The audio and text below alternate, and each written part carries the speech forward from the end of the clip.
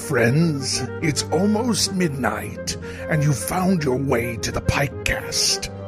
Come along as we careen through the catalog of the most formative horror writer of our young adult days, Christopher Pike. From adult perspectives, we'll revisit these YA books our parents probably would never have let us read had they known what lie inside. We tackle one book per episode in a freewheeling and unbiased chat. So grab your battered paperback, pull the flashlight from the kitchen drawer, climb under your bed covers, and devour a good book with us. Greetings, fellow Pikers, and welcome to the PikeCast. I'm Cooper Beckett, and I'm thrilled to be joined by my lovely co-host. Hello, I'm Cassie. We are missing Becca this week because of a good thing. She's out on the town. But we hope that she will be sending us her audio review to add to this episode. So if it's here, that's awesome. If it's not, I've probably cut this part out too. So today we are digging into Christopher Pike's 1993 book, Road to Nowhere. And we're going to be discussing it in great detail, spoiling each and every plot twist, so consider yourself warned. If you are enjoying the PikeCast, please leave us a review on the podcast service of your choice. So let's welcome our guest Piker this week, Jude Doyle, author of Trainwreck, The Women We Love to Hate, Mock and Fear, and Why, and Dead Blondes and Bad Mothers, Monstrosity, Patriarchy, and the Fear of Female Power. Delighted to have you join us, Jude. You are truly a master of the subtitle. Well, I think that I didn't choose the first one, and the second one was, I was just flinging words at the wall at that point. So I'm glad, though. I'm glad that my subtitle skills come in handy. I don't have a cool tagline like a Christopher Pike book. Well, really, the thing about a Christopher Pike tagline is you just need to come up with probably one of the silliest ways to describe what happens in the book, and then make it sillily ominous, sillily ominous. Yes. Yeah, we have some questions we like to ask all of our guests. First off, how did you discover Christopher Pike? I think I went through a real library horror phase when I was not a teenager. These books are a little bit too young actually for teenagers because they're all about 18-year-olds, but I read them when I was 11 or 12. Mm-hmm, and I think that there was just a shelf in my local library. I started with R.L. Stine because I'm from Columbus and R.L. Stine is from Columbus. And when I found Christopher Pike, I was just like, no, I don't get along with anyone else who's from Columbus. This is much sleazier. And it has so much more graphic sex and cannibalism. This is where I need to be. Yes, sex and cannibalism. that really is. That is Christopher Pike's bread and butter. Mm-hmm. Yeah. And a little bit of later he, discovered God and alien spaceships and... I am a big fan of the alien spaceship stuff. Yeah. You can kind of tell that Christopher Pike, definitely owned some crystals by the end of the 90s. But well, he was truly exploring the entire cornucopia of religion in the world. Right. And that's in this book too, where it's not a major part of the plot, but there's just and we went to go see a blockbuster about a spaceship that had come to save everyone from sin. Yeah, right. I don't know if that's not a typical blockbuster, but I fully believe that Christopher Pike would go see that movie. I do, yeah, especially considering his name in the Star Trek nod. So I feel like every time I get a sci-fi piece, I'm like, yes, I love this. Yeah, it's totally Star Trek related there. So what is the thing that keeps Pike in the forefront of your mind? For me, it was really again, this was sort of, I passed through it on the way to adult horror, right? Mm-hmm. By the time I was in 8th grade, I'd read a lot of Stephen King and Stephen King is very open about sex and body fluids. And like, you remember like, Yes, sex and body fluids. That is Stephen King's subtitle. it's 100% just like there's like a scene in The Shining where it's like, and Wendy hung out while her husband's spunk dried off her. Like, well, it's not in the movie, but now I know about that as a 13-year-old. Hey, you didn't want a scene of Nicholson just flat out spooging on Shelley Duvall? I mean, I believe Kubrick would have shot that because he was all about torturing Shelley Duvall. Oh, God, yeah. Like, just grim stuff. But, like, Christopher Pike was right in the middle of that, where, like, everything, every mention of sex in this book is bonkers, but it's exactly how a 12-year-old envisions sex to be. Where, like, we're going to get into the part where, like, Teresa goes directly from wondering if her boyfriend has had sex with one other woman to being like, well, he must have AIDS. Yeah, exactly. Like, it's 1-to-1. Well, you bring up a really interesting point, and I don't know that I've ever looked at it this way, is that the simplicity and goofiness of sex in Pike's entire book series, you're right. It's not for a 17 or 18-year-old to read. No. It's for a 12-year-old and 13-year-old to read. Right. Yeah. That's a really fascinating way to look at it. Yeah. It's absolutely, this is for people who have no idea, no consciousness of like what adult life is actually like, but they know that it's dirty and weird and interesting. And there's cocaine. And there's definitely cocaine. There's a scene in this, maybe we'll get to it later on, where like she's being seduced by being given wine, and she's like, the wine is so thick, like fresh orange juice. Oh yeah, I noted that line. That line was very upsetting to me. Wait, I don't drink wine. Is that not right? Wine should never be like orange juice. It's wine incorrect. is thin. I'm not thin. Wine is just like a normal drink. It should not have pulp in it. It's a normal liquid. Yeah. Not. That was very upsetting. Yeah. No, you're right. Meanwhile, I'm reading that like, oh wow, yeah, yum. Wine. Let me put it this way, Cassie. Your reaction to any mention of milk is the way I reacted to reading that passage about wine. I just physically recoiled when you said the word. I know. So I want you to understand. I do. Oh, I do. how I feel about this wine thing. I've got this quote somewhere. I'm sure it will come up before we are done tonight here. So before we move on to the book itself, Jude, what are your favorite Pike books or the most memorable? You make the choice which you want to lead with. Okay. I think Scavenger Hunt is one of those things where I just like have a full body memory of reading it in my mom's car. That was the great thing about Christopher Pike, right? Is that it was dirty, but because it was in the young adult section of the library, you could like definitely bring it. Yeah, it looked like everything else in that section. Yeah. But Scavenger Hunt is one of those ones where just like it feels like I had a bad dream. Like what?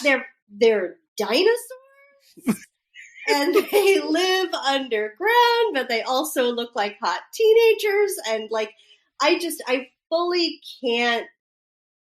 I cannot ever be conscious of like what parts of Scavenger Hunt I made up and what parts I didn't. I think the all-time best Christopher Pike book is probably the first one I ever read. Whisper of Death was my first. Oh, yeah.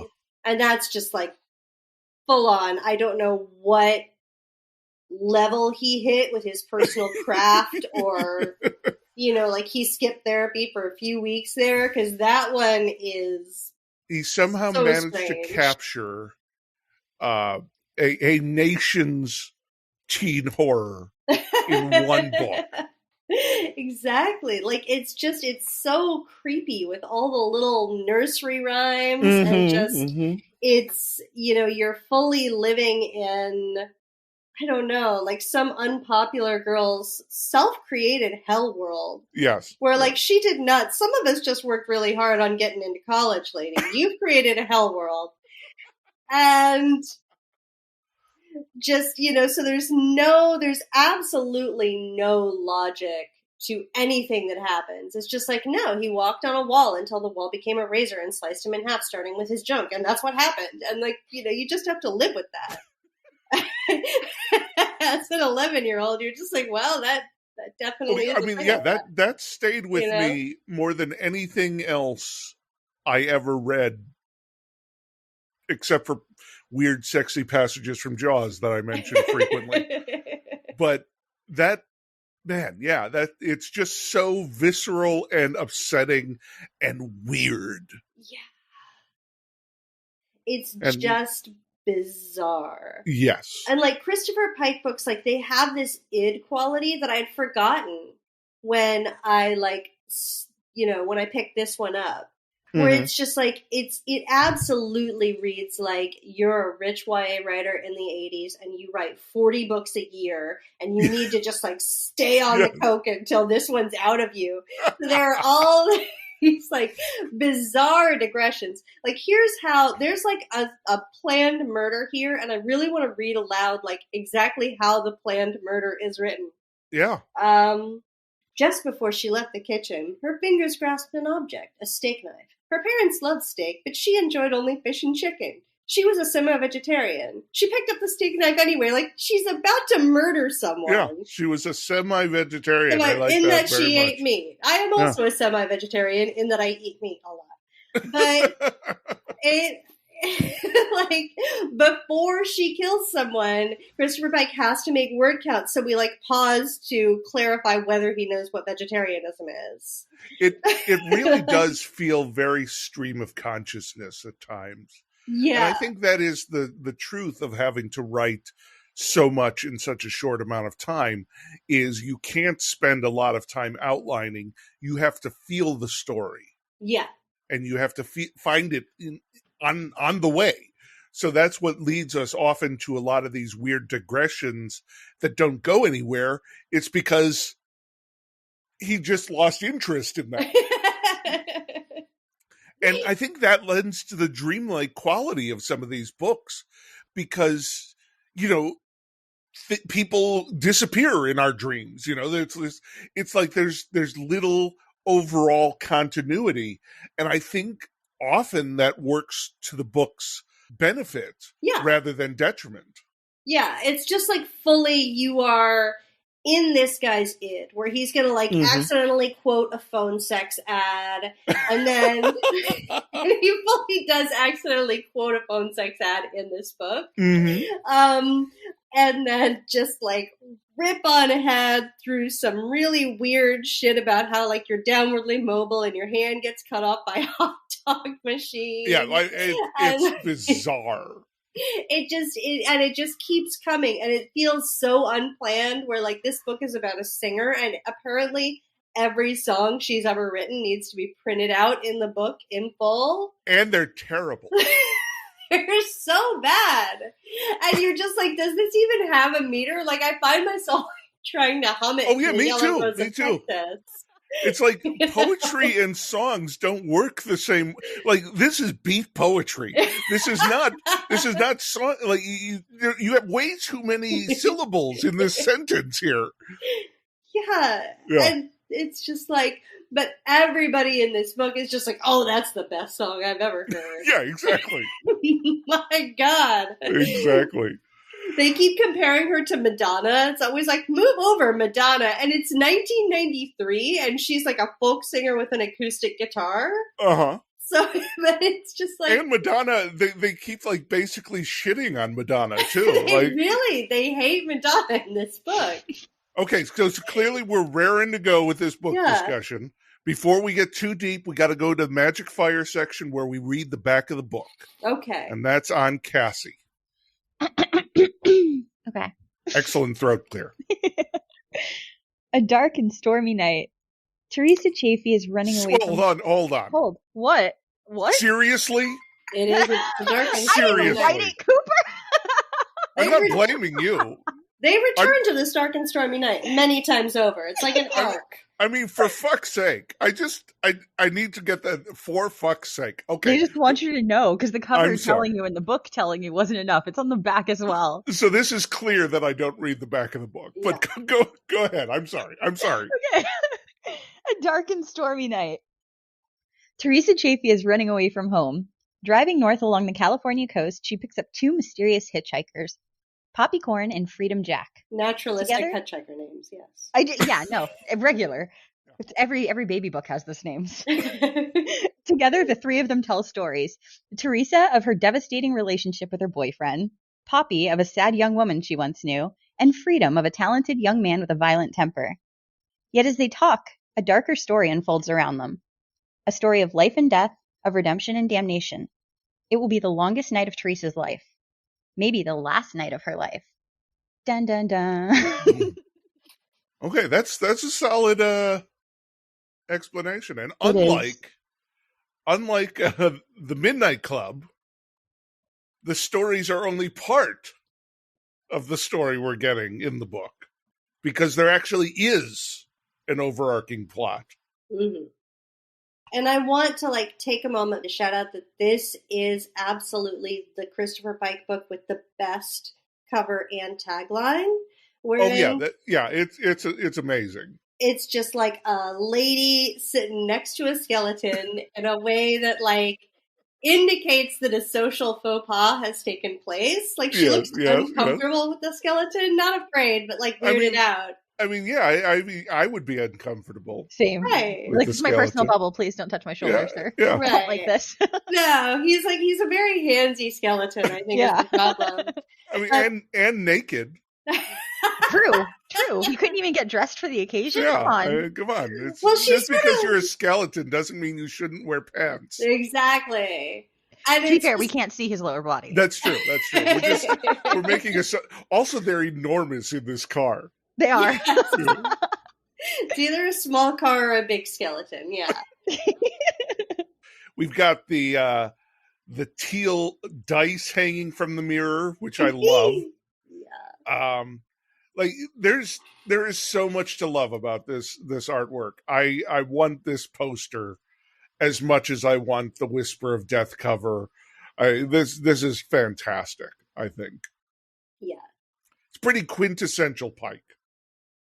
And it's the tagline, death came along for the ride. Yeah. Someone interpreted that so literally, where now it's just vacationing death, hanging out, putting his hand on your shoulder saying, hey, pull over, I just saw an Arby's. And well, you gotta stop for the big beef and cheddar. Right. Death absolutely came along for the ride. In this tiny little car. And her face is what stands out to me because it's haunting. Is it she just figured out he's a skeleton? Is it he hasn't yet figured out he's a skeleton and she can't figure out how to tell him? Oh, so that might be the twist. Yeah.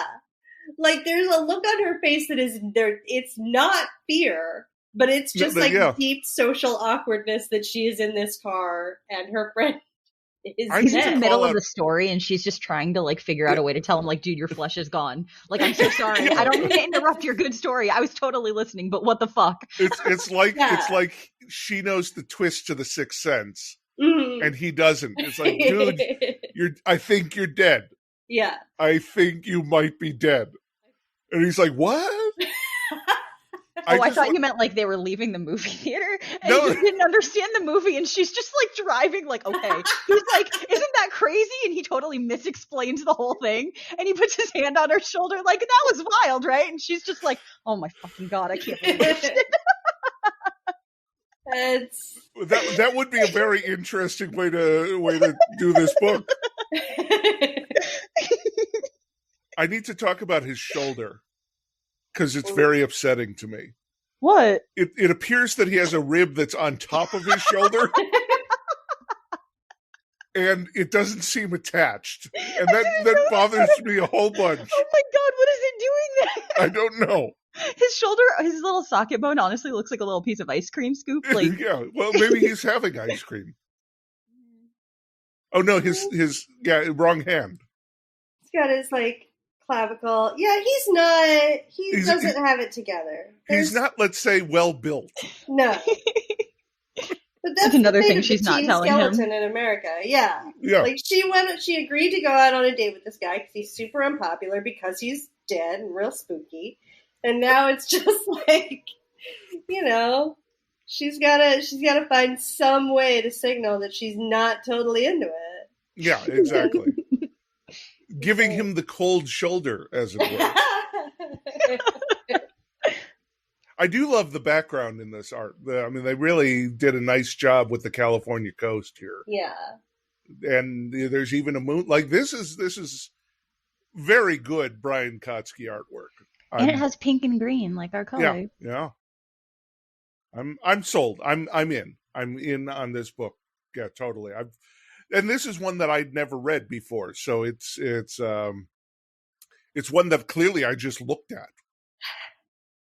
And there was a tiny little skeleton in the back. I think this is like a pivotal book in his oeuvre. This is like the end of the early 90s, like full-on slasher movie stuff, and the beginning of the more odd, mystical, ethereal, ponderous. Vampires explain the Bhagavad Gita thing. Like, so accurately capture what's inside? In a sense. Like, if I were to pitch this, if I were in charge of adapting this at Netflix, what I would describe it to you as is hot teen car, no exit. Like, all of these hot teens are in a car, and each and every one of them is dead. Some of them are more aware of it than others. And, you know, they all just have to, like, explain the stories of their lives and how they came to this particular impasse. No, I love that. I would buy that pitch. Yeah. Like, and it's a very weird setup because Freedom Jack and Poppycorn, and they're incredibly fake names. Yes. And like they are definitely like Christopher Pike's idea of what cool teenagers in 1993 would be like, where one of them is just like, I'm a stage magician. That's what cool people do, right? I'm a burglar. Well, not only that, but Free has shoulder pads. And his frosted blonde spiky hair, dude. Like, what? This influenced me so much as an 11-year-old. All my teen crushes between the little goth girl in the back seat, like brooding, and then him being like bleached blonde with spiky hair. Like, this book was responsible for so much for me, I think. Wow. Yeah. It's, his eyes were definitely blue, piercing in their almost white paleness. She suspected his blonde hair had been bleached. The roots were darker than the ends. He did have a cool walk, and she could see him on stage as a musician. Guy with a cool walk. I feel you, Cassie. Who doesn't like a guy with a cool walk? Swagger. There's also... Well, hold on. Whoa. We got to get into the Midnight Club. Okay. We got to get to the Midnight Club, which is our character breakdown. All right. Because we're already doing it. So let's get there. Okay. Now we're there. Okay. So see how easy that was. All right. And let's start with our main character, Teresa Chafee.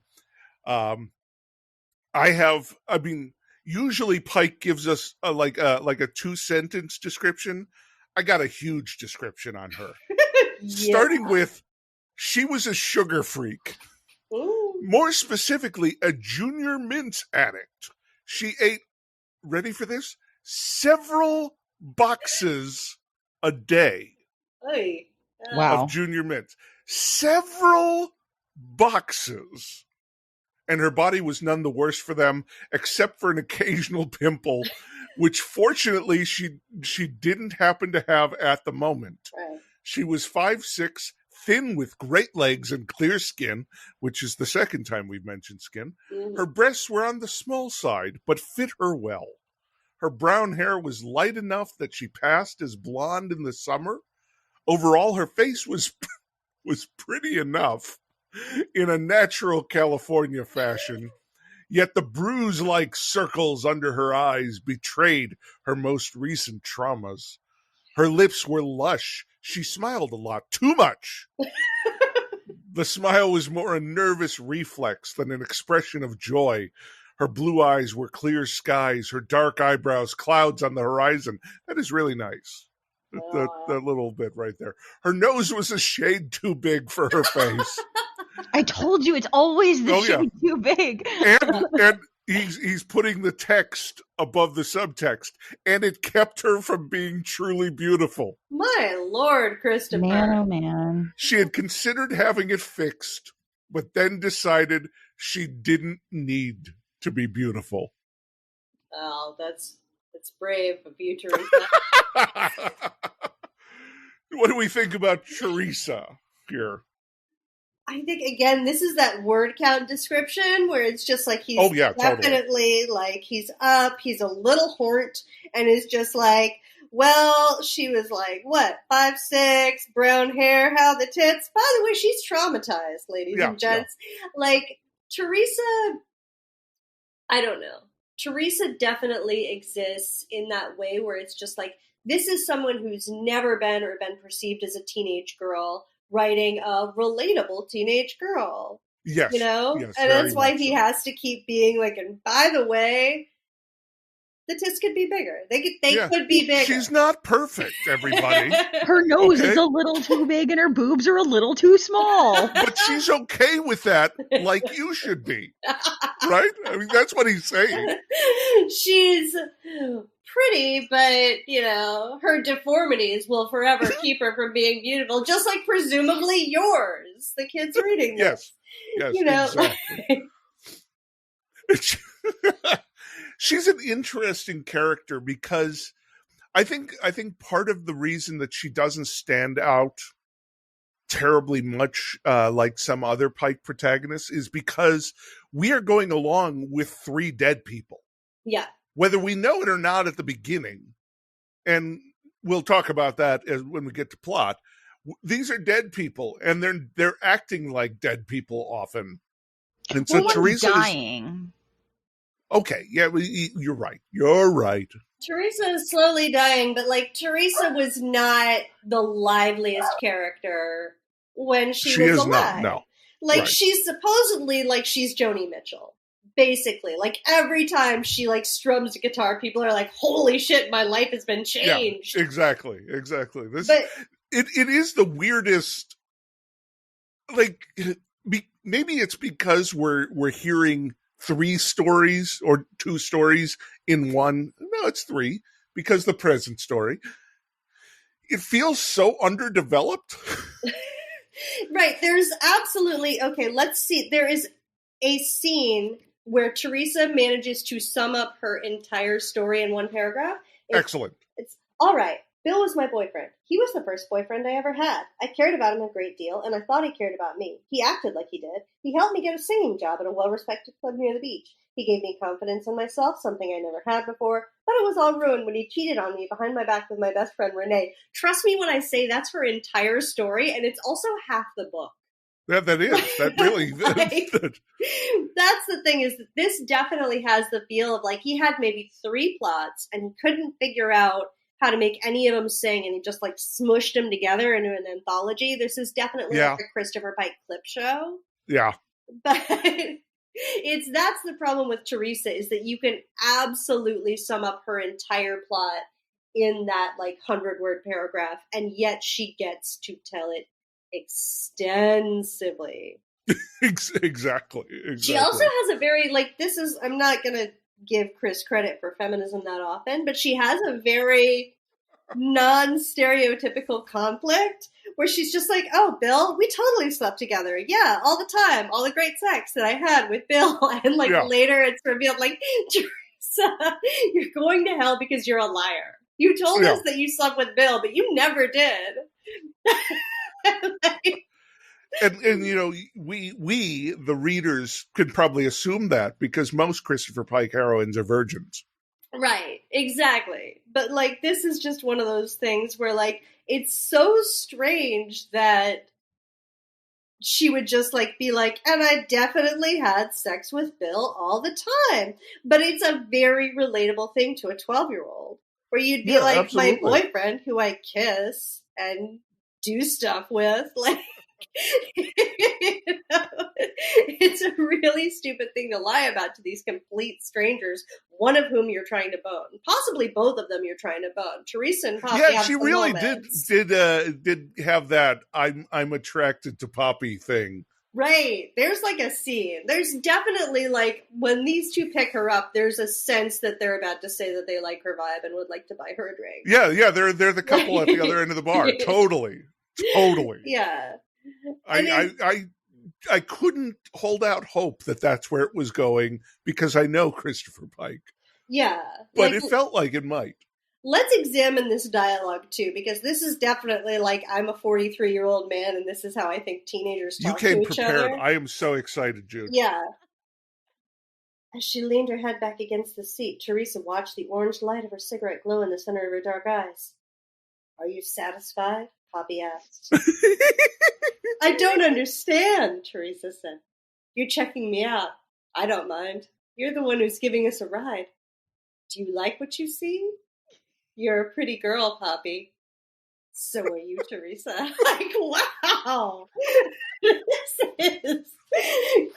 Chris almost took this in a new direction. No, I get the feeling that he desperately wanted to include some queer stuff and just was not allowed to. That would have, look, this is already my favorite book, but that would have just been so much better if they could have just, like, if she was like, you know what, Sir Jack, goodbye. Hey, Poppy, what's up? No, she had to fuck Poppy in the church because she fucked Jack in the swamp. Exactly. They're at war for her soul. Like, Jack feeds her the wine that's probably blood or motor oil or whatever. Yeah, totally. And then, like, Poppy has to pull her into her own pocket dimension. It would have been better if that had ended with a sex scene. Yeah, it was just like, whichever one of us can blow your mind gets your immortal soul. Yeah, it could have been just like a total, like a fuck Bill and my best friend anyway. Like, y'all have each other. Look, I've got these like limbo ghosts. Yeah, exactly. Although that would have made the ending weird, I think, a little bit. And they're like Lydia Dietz and Spike from Buffy the Vampire Slayer, and they're God, that's going hard on trying to win her over. I honestly, you casting Free as Spike just makes me like him all that more. Right? Like I didn't like him at all, but now it's like, okay, I dig it. Okay, yeah, totally. James Marsters, fuck yeah. Right. His magic tricks didn't sell you. Like, you weren't just like, oh shit. All he did was keep saying you have jokers in your pocket. Come on. He's not that good. He's not Chris Angel. No, she didn't even check her pocket. I know. Like, she could. He is a ghost. He is dead. Presumably he can bend space and time, but like the Joker trick is one that he likes. He does. He thinks it's cool. And he doesn't, he's secure in himself. He's confident in his masculinity. He doesn't need to win you over with more than one magic trick. Well, let's talk about some other real characters in this. Okay. Bill Clark. He had brown hair and brown eyes. A nice build. Sure. He also had dimples. Oh, she noticed those first. She always liked dimples on a guy. They made anyone look less dangerous. If she noticed those first, why did she say them last? Well, that's a good question. No, that's a really good if I stared editor at somebody and note right noticed there. Their dimples, I wouldn't be like, wow, he had brown hair and brown eyes, but I noticed his dimples first. Like, what? Yeah. It should have started with he had dimples for days, Pike, I'm here to be your beta reader if you ever need me. Totally. It feels like that's the only characteristic she noticed, though, because Bill is definitely just like a void in the shape of a man. Yeah, he is plain generic Pike. But I have to call attention to this. He wanted to journey to Mars before he was 40. What? Pike cannot let go of Mars, and I fucking love this obsession. Pike is so obsessed with Mars. It's so good. Just random for no reason, all these nods. Like, it has nothing to do with his character whatsoever. No. But he's interested in astronomy and physics and wanted to go to Mars. Right. No. Boom. He's so deep. That's like the one thing he does on their date where he's just like, did you know there's space between atoms? Just like Yeah, space yeah, between right, us, totally. baby. And she's just like in love with him. She's like, shit, he knows how atoms works. He knows stuff. He has dimples. Presumably he's had parents at some point. He's been born and will die. He has Brown hair, brown eyes. Yeah. Right. He's the got pinnacle. both Just hands leans and back, feet. mount me. Well, now hold on. Bill does have the absentee parents in this book, Oh. which is a recurring Pikeism. When they were in the car, he said his mother had died when he was a kid and that he never saw his dad because the man worked all the time. Didn't she follow up by saying that she thought that was like a good arrangement or something? Yeah, she couldn't imagine a more wonderful situation. Than your mother dying when you're a child? Yeah. What? She's so desperate to not. And now this is unrelated, but just above this, I have cut out his dedication for this book for my mother. Yeah. I mean, totally unrelated to that thing we just dealt with, but I thought it was an interesting juxtapose. Well, we should deal with the weird Christopher Pike is a Roman Catholic, like, abortion plotline with Poppy at some point. Where, like, Poppy's just like, and then I hooked up with my really terrible college professor, and I got pregnant, totally. But I was given a vision that I should not abort. By the way, kids never have abortions, even when it's totally reasonable. Like, Also, kids, don't make your decisions based on visions. Just not a great plan. Yeah. Also, don't sleep with your professor, probably. That's probably not the best thing to do. Yeah. Here it is. She felt it deep inside, an absolute conviction that she had to keep her baby. That is the publisher moralizing. We believe here at the PikeCast that Christopher Pike is fine with abortion. But the publishers are not. Huh. That's what we believe. We don't know.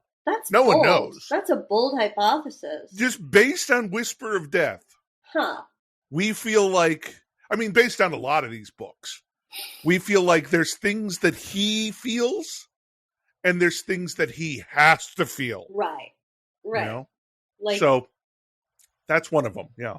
Yeah. Well, that would make sense. Because the way I'm feeling it is like Christopher Pike, biographically, I've read one interview with the man and I still don't know anything about him. No, he is a cipher. He doesn't exist in the world. Like, good for him. It was one of the last eras in human history when an author could do that. I know, right? But, like, I definitely, like, that dedication, I was just like, okay, is Poppy his mom? Or is Teresa his mom? One of these ladies is his mom, and it's weird. I mean, at least it's better than when he kept adding Anne to the story and then would kill her. His sister Anne. Because that's weird. Yeah. That's weird. Let's talk about. I don't know. I feel like that's the best thing you can do with people you love in a horror story. Is murder them? Be like, well, yeah, I get it. Knock you off early. But, let's talk about Renee Leroux, who only exists to do the traditional Pike thing of taking somebody's boyfriend when they're asked you not to do it. Like, specifically, don't take my boyfriend. Okay, but I'm going to in this hour that I'm hanging out with him at. You know, all I picture is the old country bunker from the Blues Brothers for that bar that she sings at. And I don't know why, but that's all I see. Yeah. So Renee was a beautiful girl. Mm-hmm, her long black hair was shiny and the color of a winter night sky. Yes. It's interesting. I mean, it's pretty, but it's not different from a regular night sky. It's dark like a dark and stormy night. Mm-hmm. Her exquisite face was pale, but not sickly. She looked rather like a princess who had waited years alone in a tower room for a prince. Really, that was why Renee had never had a boyfriend. What? She was picky. She was ready to wait forever. Perhaps they had only become friends so they could wait together. Huh. I don't know. Yeah, this is definitely like there's some Jennifer's body homosociality happening. Because Renee is also overflowing with sexuality. Like, that's the thing, right? Like, Yes. well, won't have sex with you, Teresa, because you're a good person, but he will have sex with Renee. And pardon me, I'm going to now read, some pretty classic 11-year-old reading about sex for the first time. Yeah, hit us. Material. You're warped, Poppy. Do you know what those two are probably doing right now? They're probably in bed. You have to forgive me, Teresa. I'm trying to make a point. Screwing their brains out. In fact, I bet they had sex with each other right after they met. What do you say, Teresa? I wouldn't put it past them, Teresa said. She appreciated his support. She just wished he wouldn't talk about the betrayal in such graphic language.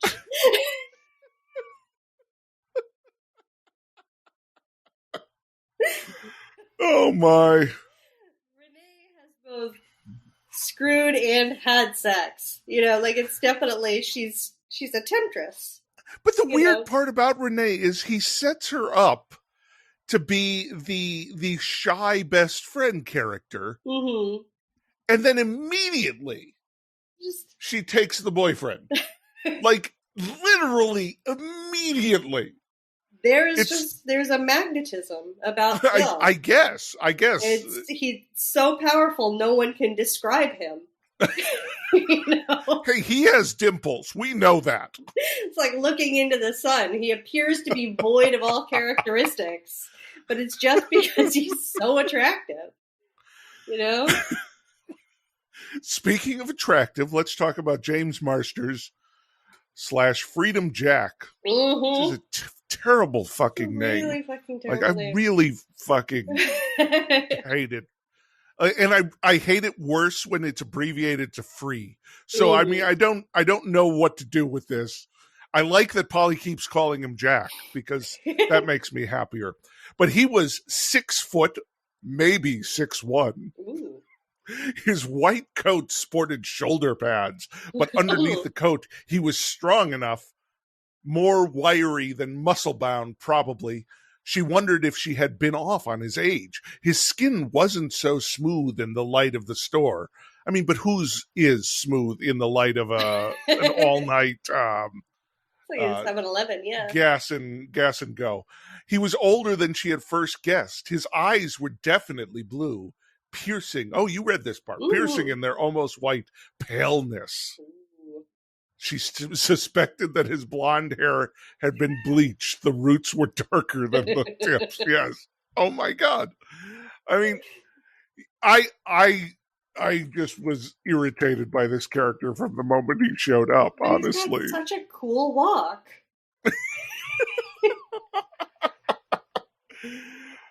So yeah, I mean, he's hardly a character. And the thing that's weird for me is that when these two turn out to be John and Candy, which by the way bothered me the entire fucking book, John Candy. It's possible that John and Candy could also be pseudonyms. Like, it's just like increasingly dumb pseudonyms all the way down.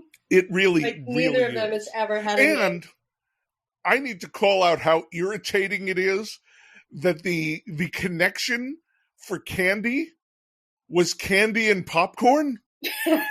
Because what the fuck is that? That's not a connection. Nobody says candy and popcorn. She's just like a movie theater treat. That's just I her guess. thing. But that's not a thing. That's not even a thing in the book. No. I don't know. No. It was irritating. Well, I mean, they are having, like, donuts and beer the entire book. Like, that's just, like, a well-known thing that people have. Junior mints. And junior mints. Yeah. You know, they sell... So, really, the one eating the candy is Teresa. Because she's just, I mean, all Poppy's doing is smoking, really. Yeah, she's... I'm going to be honest, I didn't know their names were supposed to mean anything. I thought they just gave them dumb names because they were supposed to be like, I mean, we're I don't really know that John it and was Candy. supposed to mean something. It just did at the end. Like they said something. I'm looking for the quote, but they tried to connect the names. It was weird. In that his name is Jack, but also John, and they both have a J in them. Maybe I'm this guy. My name is Jude. You know, I don't like, understand the freedom part. I mean, surprise! It was me the whole time. Now that is a twist. When it turns out it was you, the reader. Real bad. You're going to feel real bad about making fun of me for immediately going on heroin and getting my hot dog machine. You don't get a lot of books that just jump into second person in the finale. Yeah. Okay, let's talk about Poppy Corn. Thin, pale, long black hair to her waist. She was beautiful with big gray eyes and creamy white skin. She was extremely pale, it was true, but her coloring made her look ethereal. With her mane of black hair and her black leather coat, she was halfway to being a vampire at a masquerade ball.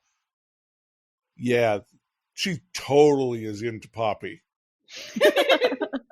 Totally. I mean, after that description, I'm into Poppy. I know. And Poppy has like the classic Christopher Pike outfit, right? Where she's just got like fully red clothes and like a black jacket on. She's just like color blocked. She's Poppy's got a bold look.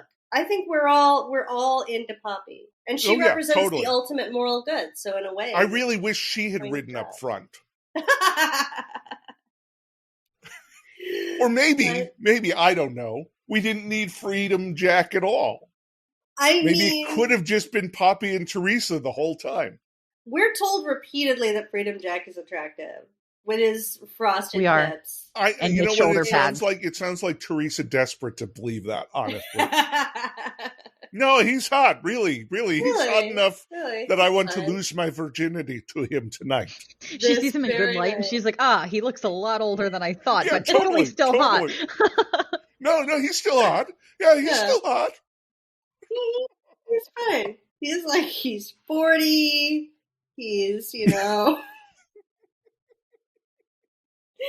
got like Eminem hair. Yeah. I'm sorry, I'm picturing him as Eminem now in the whole book. It's like 8 Mile, but like a little bit. Oh god. Yeah, totally. Yeah. With his magician outfit. Oh. Yeah. Let's talk about John Gerhardt, which is half of our Freedom and Poppy story. He had a rough time. He had a couple of bad things happen to him. Good Lord.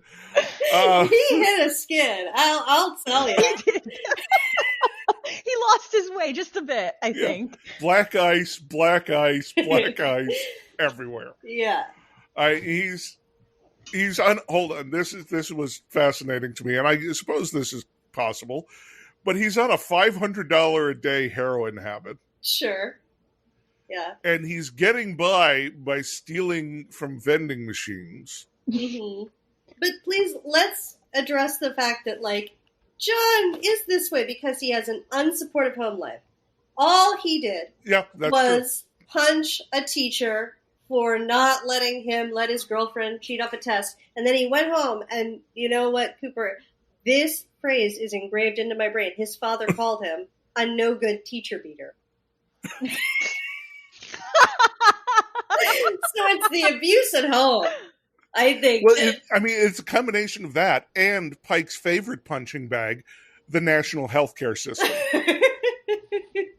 Because they don't give him an easy time either. No. And menial labor.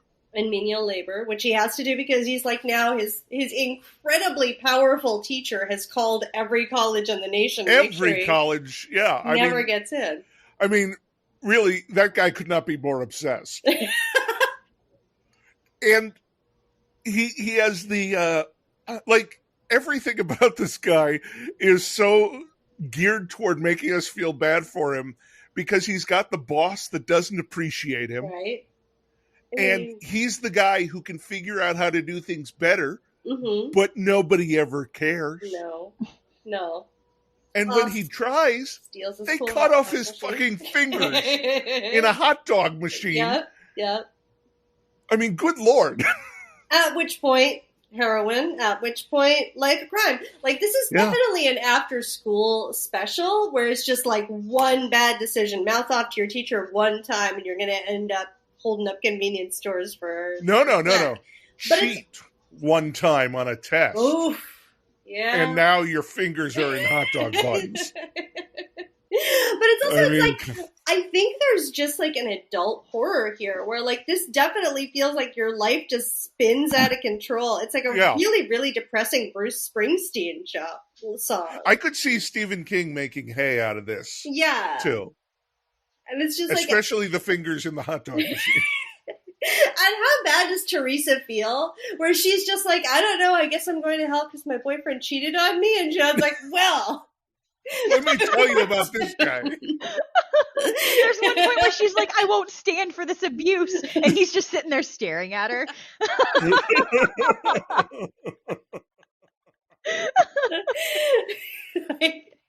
Nobody else is allowed to feel like they've had a bad day when John's around. My God.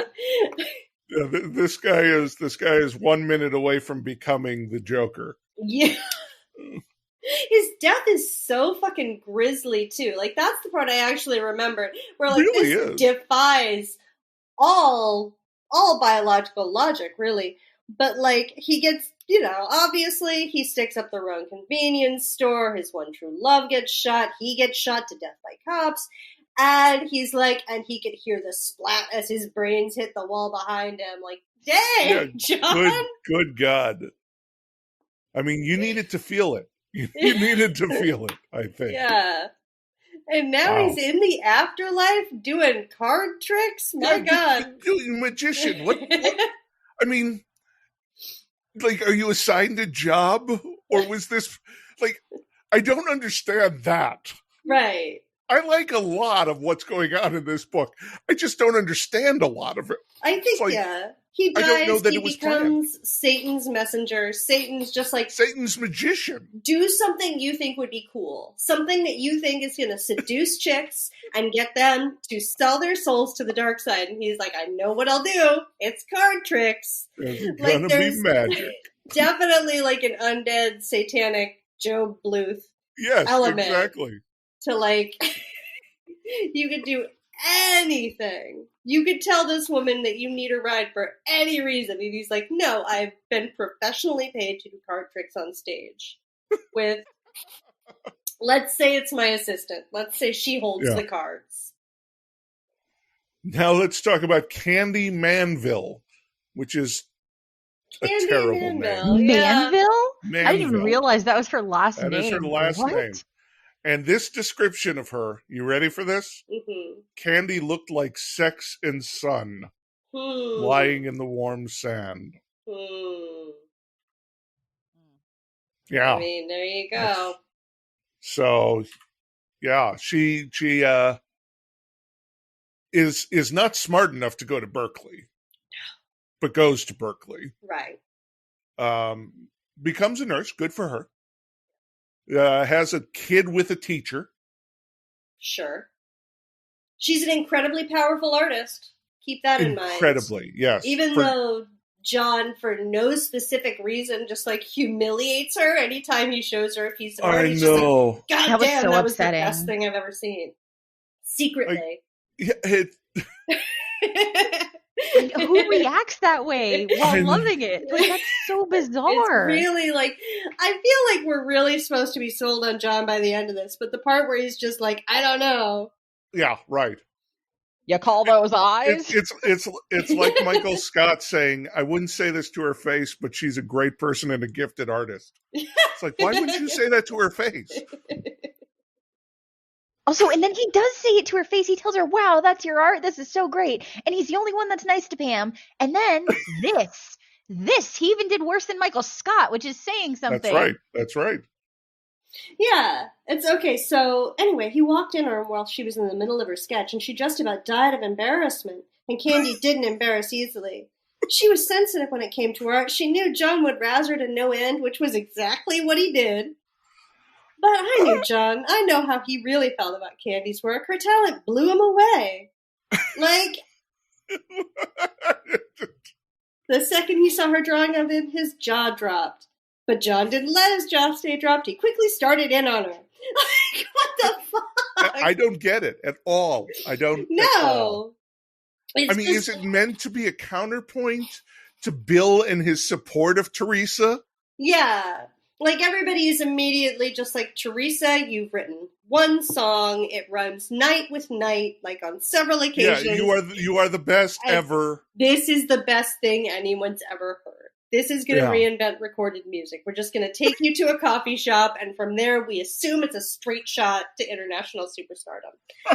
Which it does seem to be. She's, like, on that trajectory. But, like, totally. Candy, obviously, is, you know, she's Basquiat or something. Candy is, like, the greatest artist of the late 20th century, and John shits on her. And no destined reason. to become a nurse. That's it. That's the whole thing. But she betters herself. That's how she ends up on the good side. She just gives up on all her dreams, has her baby. She doesn't have an abortion. Follow that hedonistic artist track. All right, we got some miscellaneous characters in here. Mr. Gracione. Who's that? The owner of the bar that Teresa plays at. Oh. He looked like a character who had been dug out of a scene from a Godfather movie. He stuck out his hand, and Teresa felt as if she were being offered a bunch of sausages. My God. This poor man. It's another one of Pike's, I'm going to just shit on this character for no reason. Well, he's Italian. Pike presumably wants us to really, really know how Italian he is. Just like, you know, even his fingers. Italian is sausages. All of them. You know, like... I have Alfred Morel, who is the date that Teresa set Renee up on. Oh, Alfred! I felt really bad for Alfred. Yeah, I know. Poor Alfred. This is his description. Everyone at school called him Alf. He was a football player and not particularly intelligent or personable fellow. Sure. Oh, not really Renee's type. It's just that scene was so uncomfortable. The only thing that's like more featureless than Bill is this like new man. Yeah. That, you know, she's trying to set Renee up with. Presumably she knows that that's what Renee is into. She likes indistinguishable men that you could not pick out of a crowd. Can we very much so? Let's get to the accidental phone sex ad quote, because if you were up past midnight in the 80s or 90s, you're going to recall the specific language that Teresa uses to pitch Renee to Alfred, which is, Renee was the most beautiful girl in the area. She was painfully lonely, horny as hell. Like, that's Chris. No, Chris. 976 Renee. Like, Alf has been promised untold pleasures. Yeah, totally. Totally. Dates. She'll totally screw you, Alf. And all that happens is Bill is just like, why don't you get out of the car? Yeah, I mean, it's 20 minutes in and he's just like, no. And Alf goes along with it. And what the fuck is, I mean, look, I get it, Bill. You're interested in this other person, but can't you hold it together for more than a week? Like, come on. Just, you know, hold it together, for fuck's sake. It made me unhappy. Yeah, but, like, the brush off is so great. I mean, I know that I'm just, like, performing a live Pike reading here, but it's just like... It's what we do. Yeah. Bill says, Renee, are you having fun? I'm all right, Renee murmured. Are you having fun, Alf? Bill asked. I'd like to, Alf said, but I seem to be annoying you, which makes me uncomfortable. This is me in social situations. And it's like, here's Bill's rejoinder. Bill nodded. You are annoying me, and it isn't your fault. It's my fault, but I don't think it's going to go away. No, I do like that part. I do like that part. There's some real self-awareness there.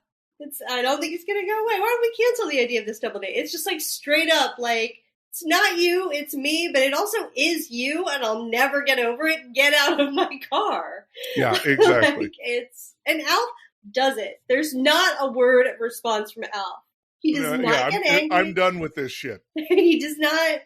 He's just like, well, like that's. Okay, we're going to be moving into the plot discussion, but before that, we're going to take a break. But before that, I want to give you the first of two performances tonight as I read to you the greatest music that has ever been written, the greatest songs that have ever been written by Teresa Chaffee. Are you ready? I'm ready. Yeah. The sweat of the night touches my skin. I lie on the sheets, dreams waiting to begin. For when this sin, I think of you touching my skin. But I am not so bold. I say only this to myself. Skin waiting so cold. For me, this gold would be having you to hold. Warm summer, warm night. With time you take flight. Warm summer, cool night. Ooh. I miss you. Do you miss me? Tonight? Days so long the sun burns my sky. Everything seems so wrong. For me, this sad song is knowing you'll be gone. Still you say I love you. Your words sound so fine, but are they true? For I love you. Ooh. I wish we could make this all brand new. Cold winter, cold night. With time you took flight. Cold winter, lonely night. Ooh, I still miss you. Do you miss me? Tonight? Tonight? Thank you. I don't know how anybody goes home and listens to fucking Miles Davis after that, man.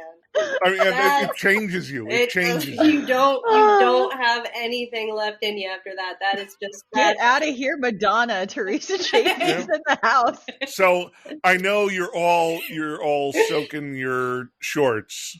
Yeah. Oh, that's an icky way to put that. And I didn't mean you two. I meant everybody. Yeah. Listeners, take a moment, cool off, and we'll be right back with more of the PikeCast. Intensely Italian Club, yes.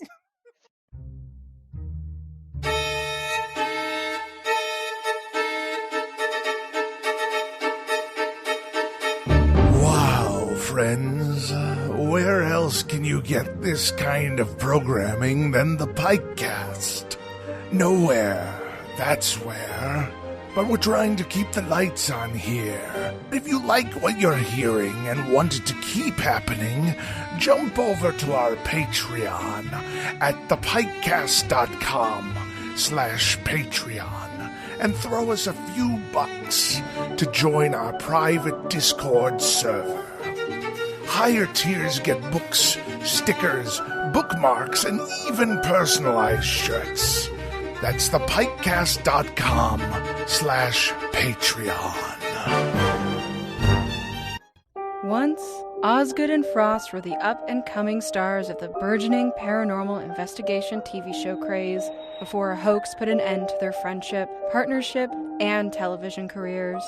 Now, over a decade later, Prudence Osgood is a barely functioning alcoholic ghost hunter for hire.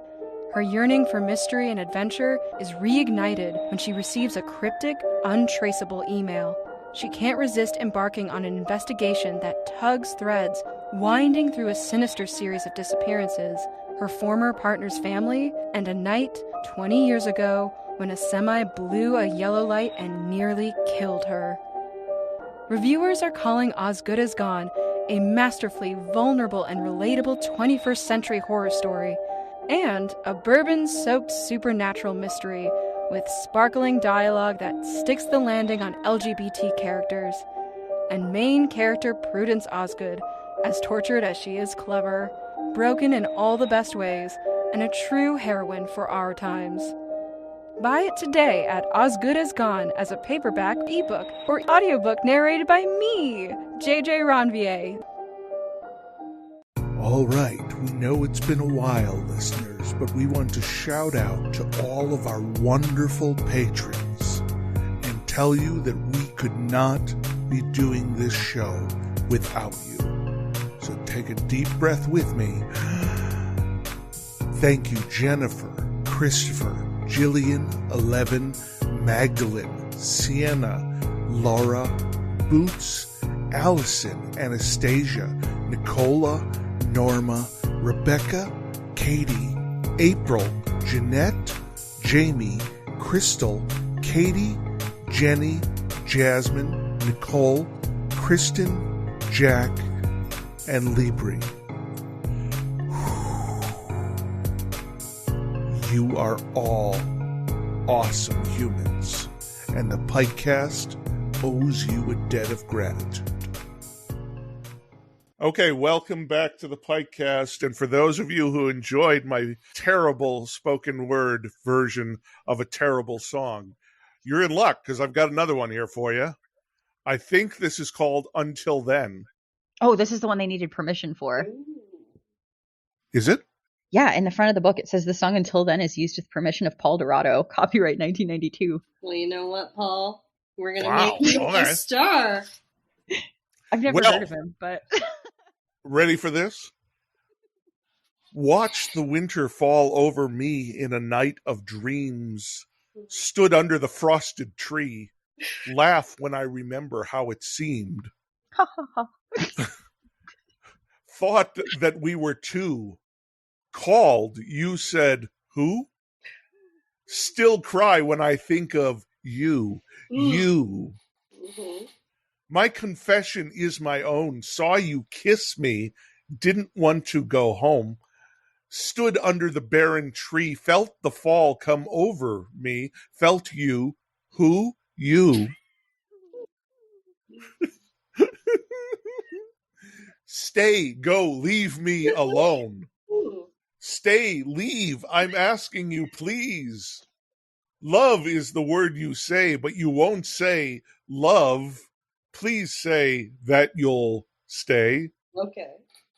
You're so good. You're so bad. You came to where I stood, made it all seem so sad.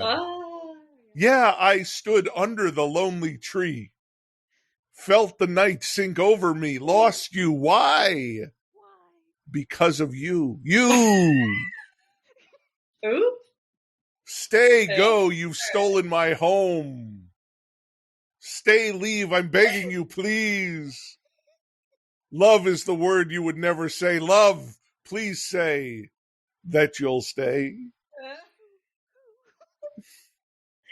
Thank you. There was ups and downs there, Yeah. peaks and valleys. I do my best. I gotta tell you, Teresa Chafee will never be beautiful. As we all know, her face is too weird, and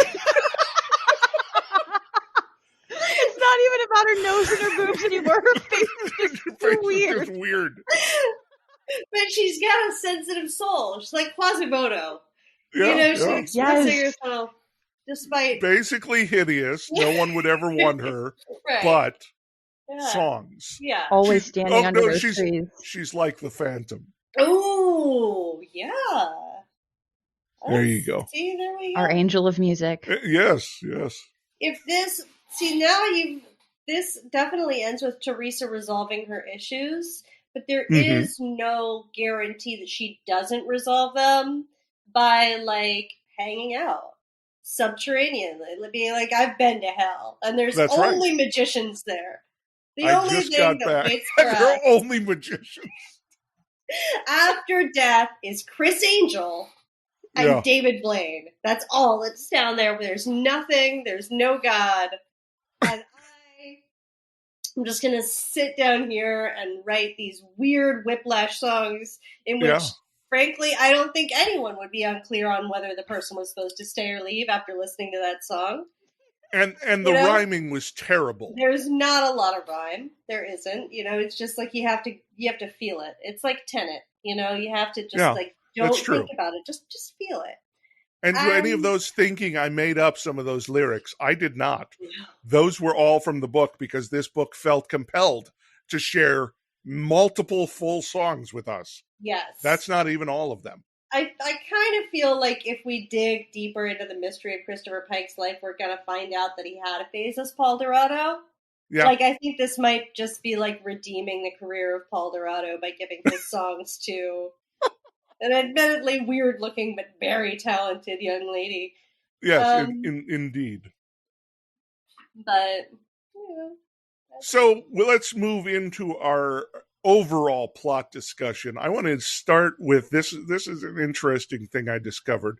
So in some schools of Buddhism, Bardo is an intermediate, transitional, or liminal state between death and rebirth. Yes. And Bardo is both the town and the street that they are on during this journey here. According to Tibetan tradition, after death and before one's next birth, when one's consciousness is not connected with a physical body, one experiences a variety of phenomena. These usually follow a particular sequence of degeneration from just after death, the clearest experiences of reality of which one is spiritually capable, and then proceeding to terrifying hallucinations that arise from the impulses of one's previous unskillful actions. Mm-hmm. They're also heading to Club Bardo. Like, Pike hammered this down pretty hard. And I knew the moment I saw that, it's like, okay, he's referencing something, but I didn't want to look it up yet because I didn't want to spoil it for me. Well, so how early did you two know that she was dying? Cassie? I'm curious. I read it for the first time when I was 11, and so I didn't know, I don't think, the first time until they explained it. But so this time I obviously know, but when I was little, I didn't know until the end, and I was like, oh my fucking God! Like, like my mind was blown. Yeah, like I get that. I read this, I think I just read it, over a weekend at my dad's place in a chaise lounge, and I was also 11 or 12, so I didn't fully understand what was happening, nor was I fully paying attention to it. This time around, I think when she was just like, oh, my wrist hurts, I was like, oh, Teresa, we all know, we know where this is going. I had the sheer bizarreness of Free and Poppy, which just like, okay, there's something otherworldly here. Yeah. I wonder, was Twin Peaks on air when this was being written? Yeah, I mean, this was 93, so Twin Peaks Fire Walk With Me came out in 92, and the original show was on before that.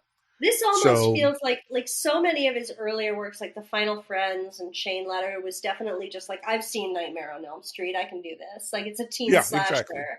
But this, with like specifically the Buddhist influence with the Bardos and the weirdly quasi-50s thing going on with Poppy and Freedom Jack, and like the many odd intervals where we're going to roadhouses where people possess unearthly knowledge. Like this definitely feels like Christopher Pike in between apparently watching phone sex ads often enough that he memorized them. He got into Dale Cooper for a hot second. Oh, without question. And who can blame him? Oh, nobody's not into Dale Cooper. I mean, Dale Cooper made me want to be want to learn about Tibet. And, so I get it. And actually, it's interesting you say that because I wonder if that did set him off on this path to his wider views of religion and the world. Yeah, like you think it's just like opened Los Angeles in the 90s where like everybody had a shaman, but I really wonder like it does not seem like he had a schedule that allowed him to do much more than sit at home and write. I wonder if he just watched like one TV show for once in his life and was like, nope, this is the new thing. This is my new direction in life. I wouldn't blame him at all. Yeah. Okay, so I'm going to sum up the plot very simply here. Girl loses. Hold on. I'm sorry. I'm sorry. For Christ's sake. Sorry. It was just too simple. There was nothing there. That's it. That's it. Yeah. You like it? Girl loses her boyfriend to best friend for no real reason. Mm-hmm. Girl goes to kill them. Sure. Instead Pausing kills to herself. note that she's a semi-vegetarian. As you do. Semi-vegetarian. Goes to kill herself, then wakes up in the liminal space between life and death, a Bardos, if you will. Mm-hmm. Gets on the road with two phantoms. Mm-hmm. Mm-hmm. Sexy phantoms. Hot Yeah. phantoms. Hot swingers. Fucks one of them, goes to church with the other. Yep. And then chooses to live. Yeah. Right? And forgive. Live and forgive. Live that and was forgive. important. Yeah. Yes. And presumably write more bad songs. Yeah. God, yeah. If I realized I had, accidentally fucked Poppy's boyfriend while he was trying to drag me to hell, I'd be like, I don't know if the afterlife is going to be that comfortable for me.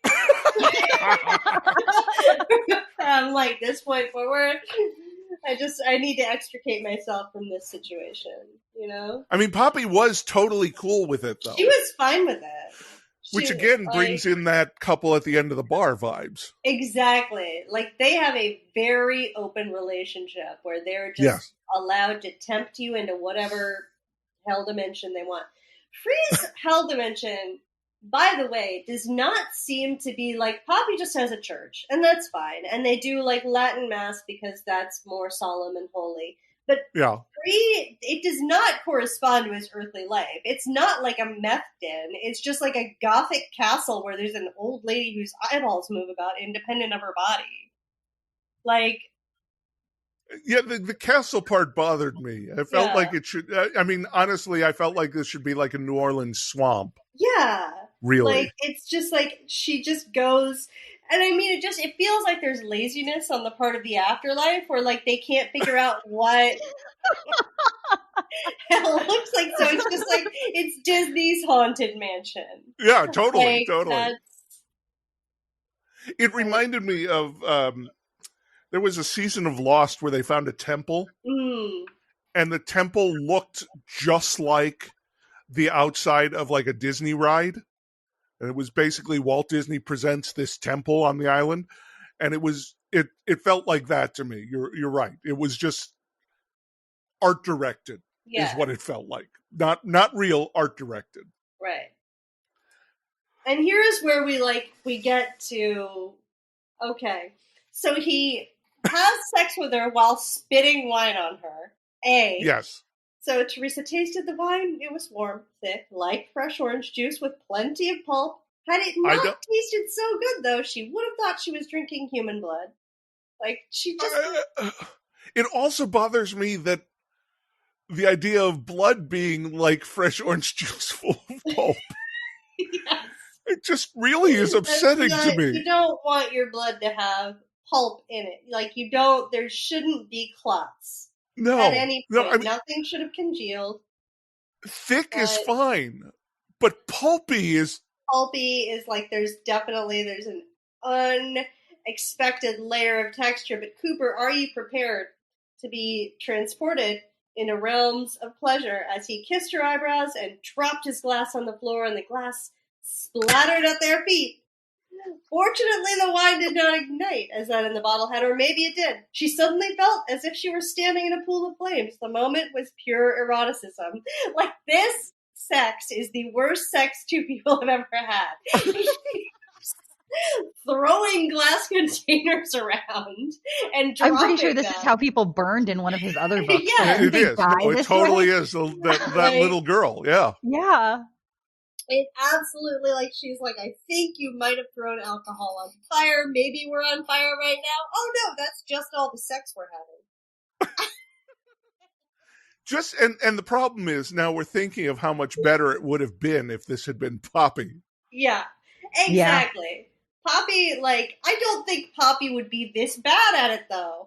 Like, No. okay, Free's mouth was all over her, and the wine in his mouth darkened her skin in places where he caressed her, so that, yes, once more, it looked as if the beverage was blood. It also, like, you just don't... I'm not going to say that I'm the best at sex, but I've very rarely just taken... like a... Jude, I love that you're coming out on this podcast Yeah. as not the best at sex. But this is what I've learned in my time as a sex having person. You don't just take a swig of something and like hold it in your mouth and then put your mouth on another person's body. Like he's fully just like juicy burping on her the entire time this is going down. And this is what's supposed to seduce her to hell, and you wonder why it doesn't work. Like, I'm sure Poppy actually doesn't just, like, have a chicken wing in her mouth when she's going to town on people. Like, come on. It's not... You don't think it'd be hot if Poppy and Teresa were sharing a chicken wing between their kisses? Exactly. Like, I think, yeah, like, just go to Buffalo Wild Wings. Yeah. And, the boneless wings. See, then you can eat them without worrying about the bone. Something just really... Maybe if Teresa had brought the donuts upstairs with her intact, we could And have if they had were some powdered sort of... sugar, so you get the powder all over, then you could snort it off each other like cocaine. Yeah. Huh? Why? Hey, I'm not saying I'm the best at sex. Yeah. But... I mean, you know. I feel like, you know, standardized tests, maybe I'm like 85th percentile or something. We don't know that I'm like a road I've never scholar. tested very well. No. I'm not a good test taker.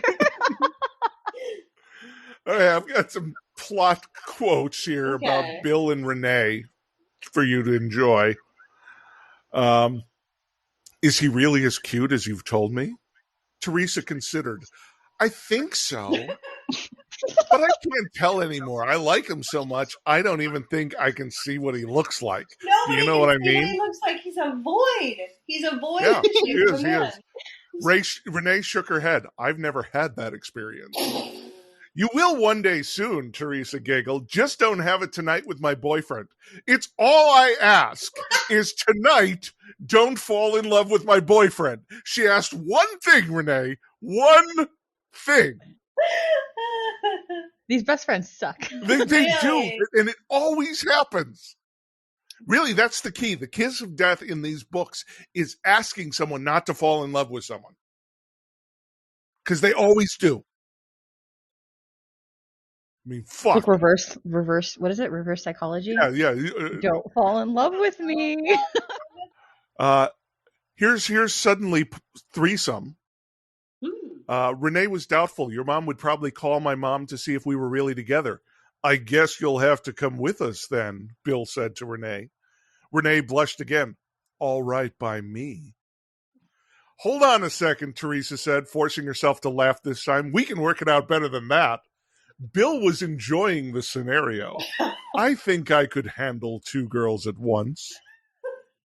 It's bold of you to volunteer, Bill. Yeah, he's taking one for the team there. The audacity of this bowl of oatmeal is wild. and then he has, like, he literally says this the night he falls in love with Renee. You can do anything you want, Teresa. Do you know why? She sniffed. Why? Because I love you.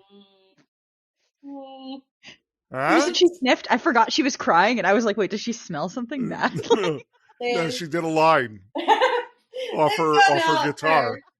2 weeks, and he's already like made her a superstar. He's in love with her. Literally, the only thing that he has to do is not fall in love with Renee. And don't fall in love with my best friend who's here with you tonight. Just don't do it in the 2 hours gap between my shows. Yeah. Like, there's definitely, again, I'm gonna attribute this to the fact that, like, this is an adult man writing for teenagers. He has to write the books really fast. But sometimes there's just a preoccupation that he picks up and carries through the whole book, and, like, seemingly you're not supposed to see it. But in this book, it's 100% it's threesomes. Like, there Yeah. are so many moments where the plot very nearly opens onto that, and then it's like, no, monogamy, love triangles, possessive bits. Like, I feel his books are often desperate to burst out in polyamory or swinging. yes. Like, there's absolutely, and it's just like, it's that 80s vibe where it's just like you have to get a bunch of really hot teenagers in a room. I remember his early books, like, it's always somebody looks like Natasha Kinski. Oh yeah. Natasha Kinski is his number one crush, I think. And that poster with the snake. I know he loves that. So I got some here. This makes me feel old. Okay. The man was a teacher, and he was a married teacher in his mid-30s. His name was Henry, and he taught art. He had an ulcer and was always chewing Maalox tablets. In his mid-30s. In his mid-30s. Yeah. No, like, definitely adults were older then. Like, I fully believe yes. that Henry was, he was on the verge of death. He had an ulcer. He at least 55, for fuck's sake. Yeah. Come on. Yeah. But that's just, it's how things are for adults in the 80s. Like, they all had, like, the social studies teacher mustache, which adds, like, 20 years to a face. Oh, yeah, for sure. Like, that's... But, I don't know, I can't tell. Were adults really older back then, or is it just like when you're an 11-year-old pretending to be an 18-year-old, 35? Well, they looked older in pictures back then. You can't count higher than 35 at that point. Yeah. Like, that's true. That's true. That seemed really, really old. Age and decrepitness. Because actually, my parents were probably mid-30s while I was reading these. Yeah. So, yeah, that makes sense. That it would just be the oldest thing you can imagine. Parent age. Yeah. Like, my parents would have been, like, hitting the beginning of their 40s. Yeah. So you're just like, he's a dad. He's an ancient old dad. And there's nothing that is older or more uncool than somebody who is the age of a parent of a teacher. That's right. I really love, there's a moment of cosmic horror in the castle, because she sees between the sections of shelves hung maps of places Teresa did not recognize, continents that weren't on the globe. Yes. I like that a lot, and I wish we'd gone more there. No, that's the thing. Is that a map of the afterlife? Yeah. Because that's fascinating. Yeah. It's so, like, there's always this weird paranormal dimension that seems to hang, like, right to the back of his books. I cannot for the life of me find this description of the movie where it's just like there was a flying saucer that had come to redeem everyone, including sinners. Oh, I think I have that. Hold on. Candy told Henry while they were eating popcorn in the middle of a science fiction movie about an alien spaceship that was really a part of the mind of God, come to visit Earth to save everyone, even the wicked. Like, that's the thing. I've absolutely taken too much cold medicine and had that dream. Like, it's 100%. It's just the thing that, like, pops fully formed into your subconscious right before you pass out. But I always feel like, again, it's like a White Lodge, Black Lodge thing. There's some sort of cosmology behind all these things. We call them Pike's plot balloons. Yeah. Like, he floats them in other books, and then he sometimes will write that book. Yeah. It's really cool. Like, there was definitely one where he wrote about a VCR that could tell the future. And then he wrote the book about the VCR that could tell the future. Yeah, I do remember that VCR. Okay. Okay. I'm finding more 90s sex ed in here that I think, like, if we ever get back to Bill, we should talk about Bill's. When we get to the sexuality section, read all the 90s sex ed you want. I feel like. Yeah. I will. Okay, so I have some notes here for the discussion of the reality of the situation, because we talked about when you might have known, and I like the sound of water had followed her since she got in her car earlier that evening, falling rain and crashing waves, water running as she was running, and that's the water in the tub, and I like that. Yeah, Oh yeah, I found she was a semi-vegetarian thing. Just before she left the kitchen, her fingers grasped an object, a steak knife. Her parents loved steak, but she enjoyed only fish and chicken. She was a semi-vegetarian. Right. She picked up the steak knife anyway, and a powerful image. It was so clear, so strong, it might have been a vision of her stabbing Bill and Renee flashed through her mind. She saw the blade cutting through their flesh, felt their blood spurting over her arms, yet the image was so grotesque it made her shudder, and she pushed it away. There's definitely, like, there's a rich history of people thinking really petty thoughts in life or death situations in this book. Because Yeah, very true. I want to sort of skip here to John and Candy's ultimate reunion. Oh, feel free. Where she's like, "What happened to your hand?" That question really annoyed John. He hadn't seen her in God knows how long, and she had to immediately point out his most sensitive flaw. I tell you that Candy had no class. Okay, let me resume. I got it caught in a hot dog. He said bitterly, his voice cracking, "But I don't want to talk about it right now." I see your girlfriend, and it's been 10 years, and immediately she needs to point out that you got your hand cut off. I don't want to talk about it. Yeah, it got cut off in the hot dog machine, but I don't want to talk about it. But it's also just like he has this rich backstory. Like he's just catching up with her, and he's like, "Look, there is no way I'm going to be able to unpack the series of decisions. My hand got cut off by a hot dog bun."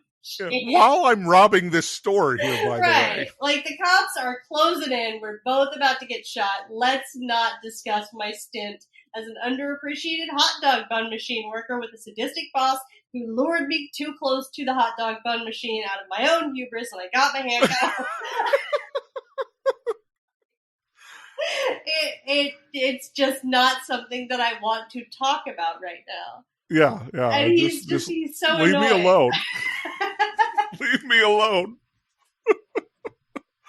It's absolutely like she's just, like she wants to talk about Lost or something. He's like, "I haven't seen that show. Leave me alone."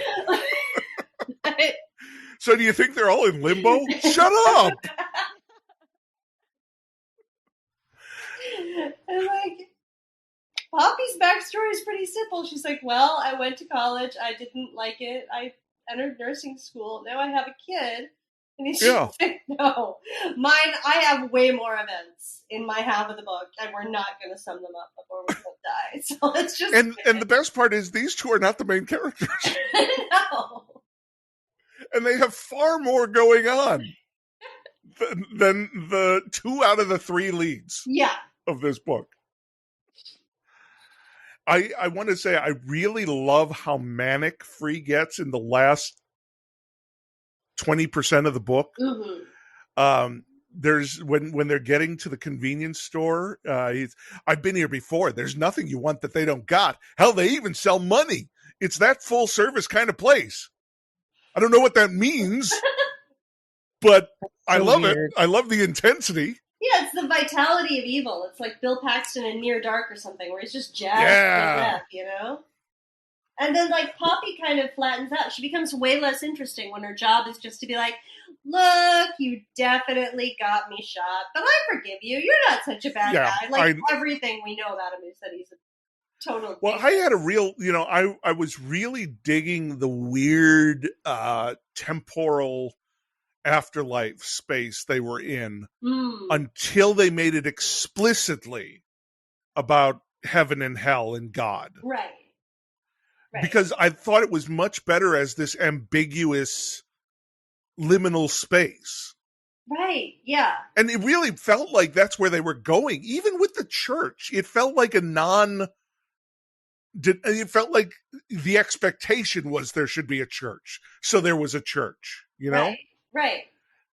Yeah. It really just started to bother me when it became like, no, I'm an angel, and see, he works for the devil. Yeah. You get it? They flatten it out way too much. And it has like a weird creepiness when that castle is just a place between dimensions where you're seeing like glimpses of alien, landscapes. Or because that really reinforces the unknowableness of the afterlife, and that is what's frightening there. Yeah. And it's like he almost reaches that, but then pulled back to safety.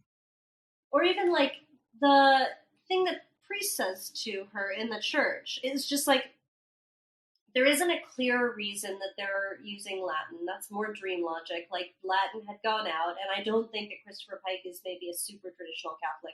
But when he's just Right. like, no mistakes are mistakes if you offer them to God. Give your pain to God. Like, that just definitely feels... I don't think that's a traditional Christian thing. Like, it's No, it's not not. about, like, repentance or, like, even absolution. There's no penance involved. It's not say 10 Hail Marys. It's just like, let God feel your pain, Teresa. Like, it definitely feels like somebody's giving a speech about the White Lodge. Yeah, exactly. Exactly. You go in with impure soul, it will annihilate you. Yeah, like there's just something happening. And I think that that's where Pike's books get interesting, is that, like, again, there's always just a spaceship from the mind of God plunked down somewhere in there. Like, yes. Now, my question to you is, so we have the Eternal Enemy section, which is about the villain. Is there a villain in this book? I think that's the thing, is that, like, they're all souls on the way to being redeemed. The closest thing to a villain is... Hot dog machine? is the hot dog machine. Is that teacher that Oh yeah, that he is the closest thing to a villain. Who's connected because to everything. He had a fucking vendetta. He called all the schools in California, even the 2-year schools.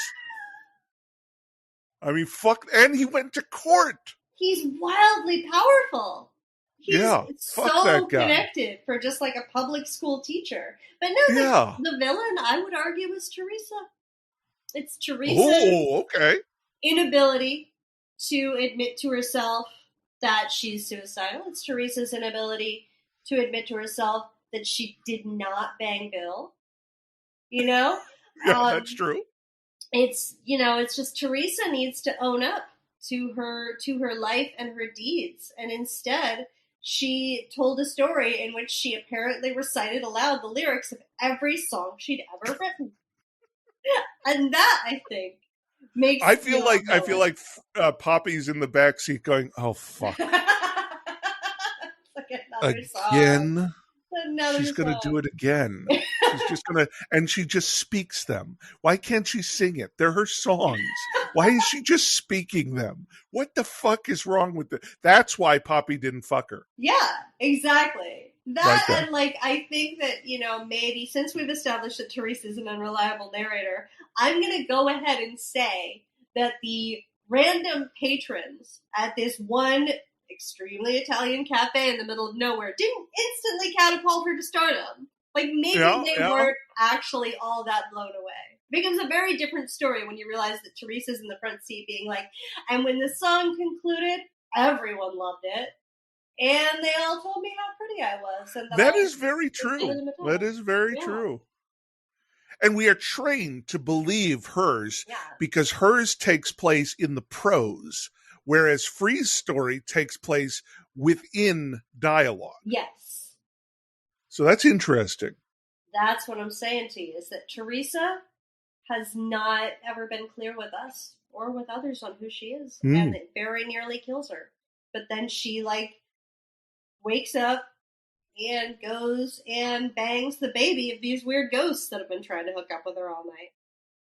So the grown baby. Just to be fair. It's a grown-up baby. Yeah. It's still grown-up baby. Just like, hey, you seem familiar. Did I have a hallucination where I had weird sloppy wine sex with your dad? Like, yeah, totally. No, it's not his dad, because it's the teacher's son. Oh, it's just the one he's named after. Oh, he's named after him. Okay, well, that's fine. So it makes it less thematic then. Now, I will make one more pitch for the eternal enemy being the healthcare system. Yeah, they won't give Jack those high quality painkillers. Yeah. Okay, so let's move on to thirst, which is our favorite section, sexuality and titillation in Pike's world. I've got some quotes. Not a lot. Surprise. I mean, I guess it's not surprising. This is a book where the main character commits suicide just before the book starts. But Tries. Okay, Suicide. fine. Stop trying to kill Teresa, Cooper.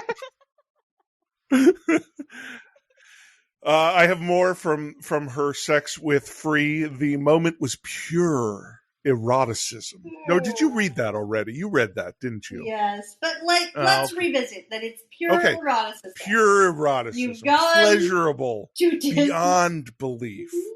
Free tilted her face up and began to kiss her mouth. Oh my! Deep kisses that made her feel as if she were naked. And then this is in italics.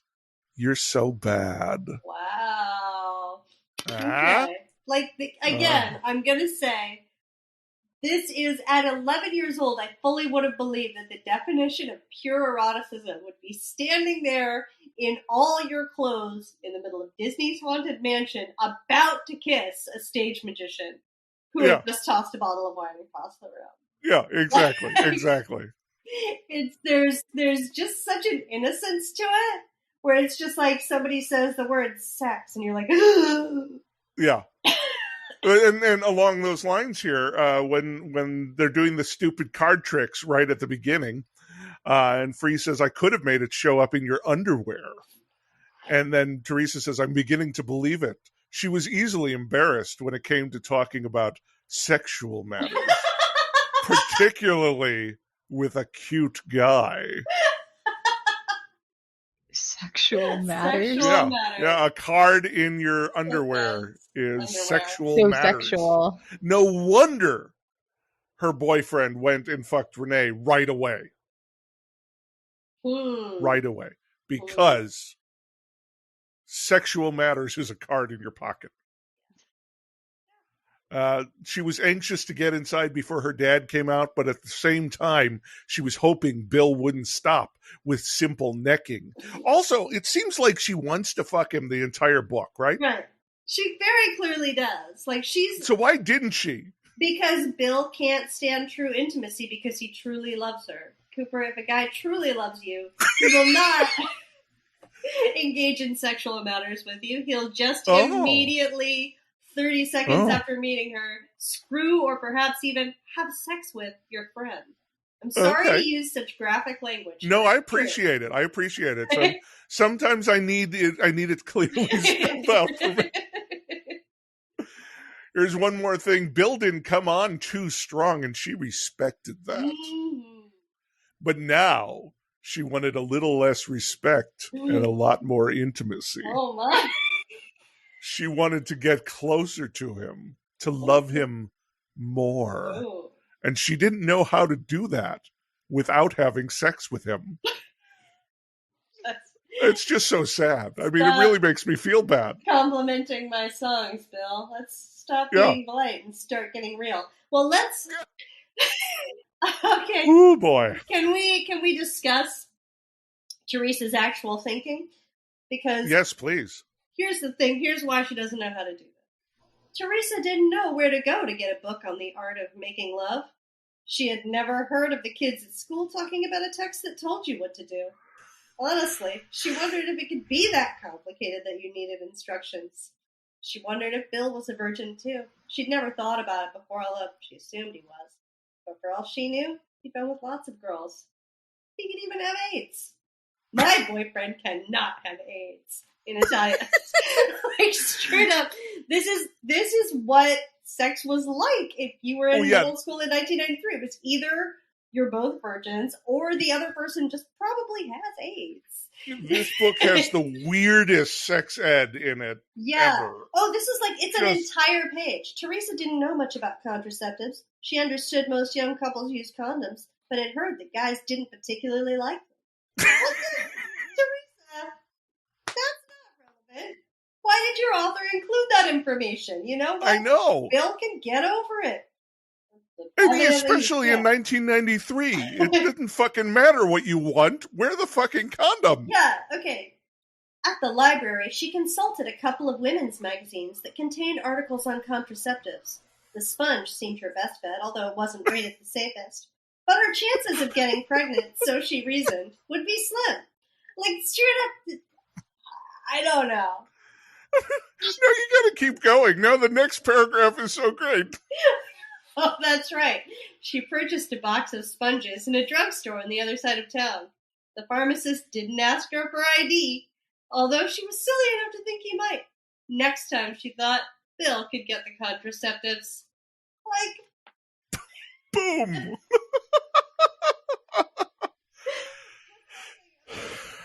I have read up to 3 issues of Cosmo. Yeah. I have selected my pharmaceutical of choice. It's the Sponge, which is like the Sponge. She somehow got the most 90s form of birth control. Well, she feels. I didn't even know what that was. I had to Google it. Yeah, it was a I thing. still don't understand how it works. Like, people It's really not, liked it. There's a Seinfeld yeah, Elaine on Seinfeld really liked it. What is it like? It's just like a tiny little sponge filled with the spermicide that just goes up and in, and people like it. It really fell out of favor because spermicide fell out of favor. It goes into the vagina. Yes, and it catches. It's more that it spreads the spermicide around, which kills it. Oh, I see. Okay, and then do you just pull it out when you're done? Or does it live there now? I think so. Yeah, you take it out. It doesn't live there now. Well, it doesn't just disintegrate into your body, become one with you as a person? No, although that in itself could be like the great Christopher Pike novel that you never went. Yeah, that really, She left the sponge in, and then it gained sentience and was communicating with her. You become one with the sponge. Yeah, I love it. I have one more bit on top of that strange sex education. It's actually a conversation they have. He seemed confused. Sure, we'd have to be careful, you know. I wouldn't want you to get pregnant. She grinned. Well, I don't want to get pregnant either, but I've been reading that there are steps you can take to avoid that. She paused. Am I coming on too strong? This is 1993.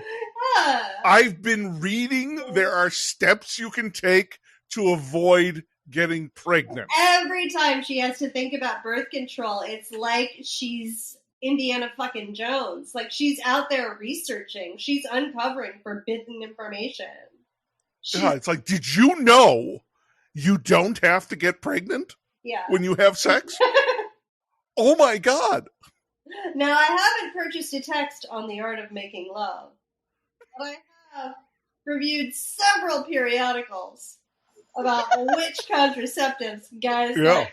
Like, there's a reason this relationship didn't really get off the ground, I feel like. And who in 1993 did not know about the book The Joy of Sex? Teresa Chafee. Well, yeah, clearly, okay. She needs to go snooping in her parents' bedroom, I think. Cassie, did I bring up another book? Did I bring up something you don't know? I know what that is now, but in 1993, I think I was like 5 years old. So, well, I mean, if you were Teresa's age in '93, I'm not suggesting as a 5-year-old you should have known it. Well, I don't think I honestly. So when I read this book for the first time, I don't think I knew that existed. But then when I read that, a lot of Christopher Pike books taught me a lot of things about sex that I ended up looking up after and was like, oh wait, what? Hold on. I didn't know about this. So it doesn't usually involve like vampires or anything, though. I learned that too. I mean, sometimes, but not usually. Not as a baseline. No. Or reptiles or Mars. I feel like I don't know how this would fly, like right now today, because I know that like YA books generally are just pretty like sweet and cute and inclusive nowadays. But I also they're very asexual these days. Yeah. But I also feel like every teenager has seen pornography at this point.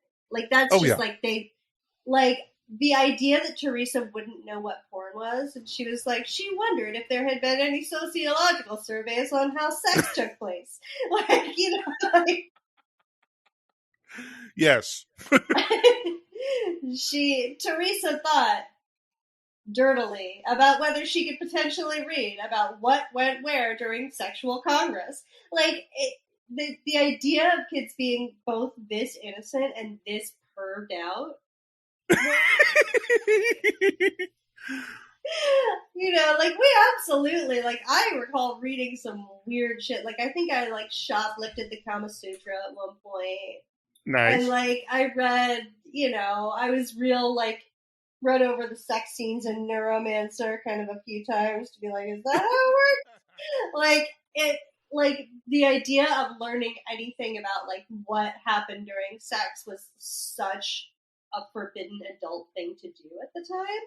And now it's like, I just feel like, you know, you're 18, you're at college, you've seen everything that a human person can do with or to another person, and you're just, like, totally zoned out on it. Like, you just don't even care. Right. I don't know. I'm just saying that I think we were weird losers in the 90s. And I'm kind of a little bit nostalgic for that.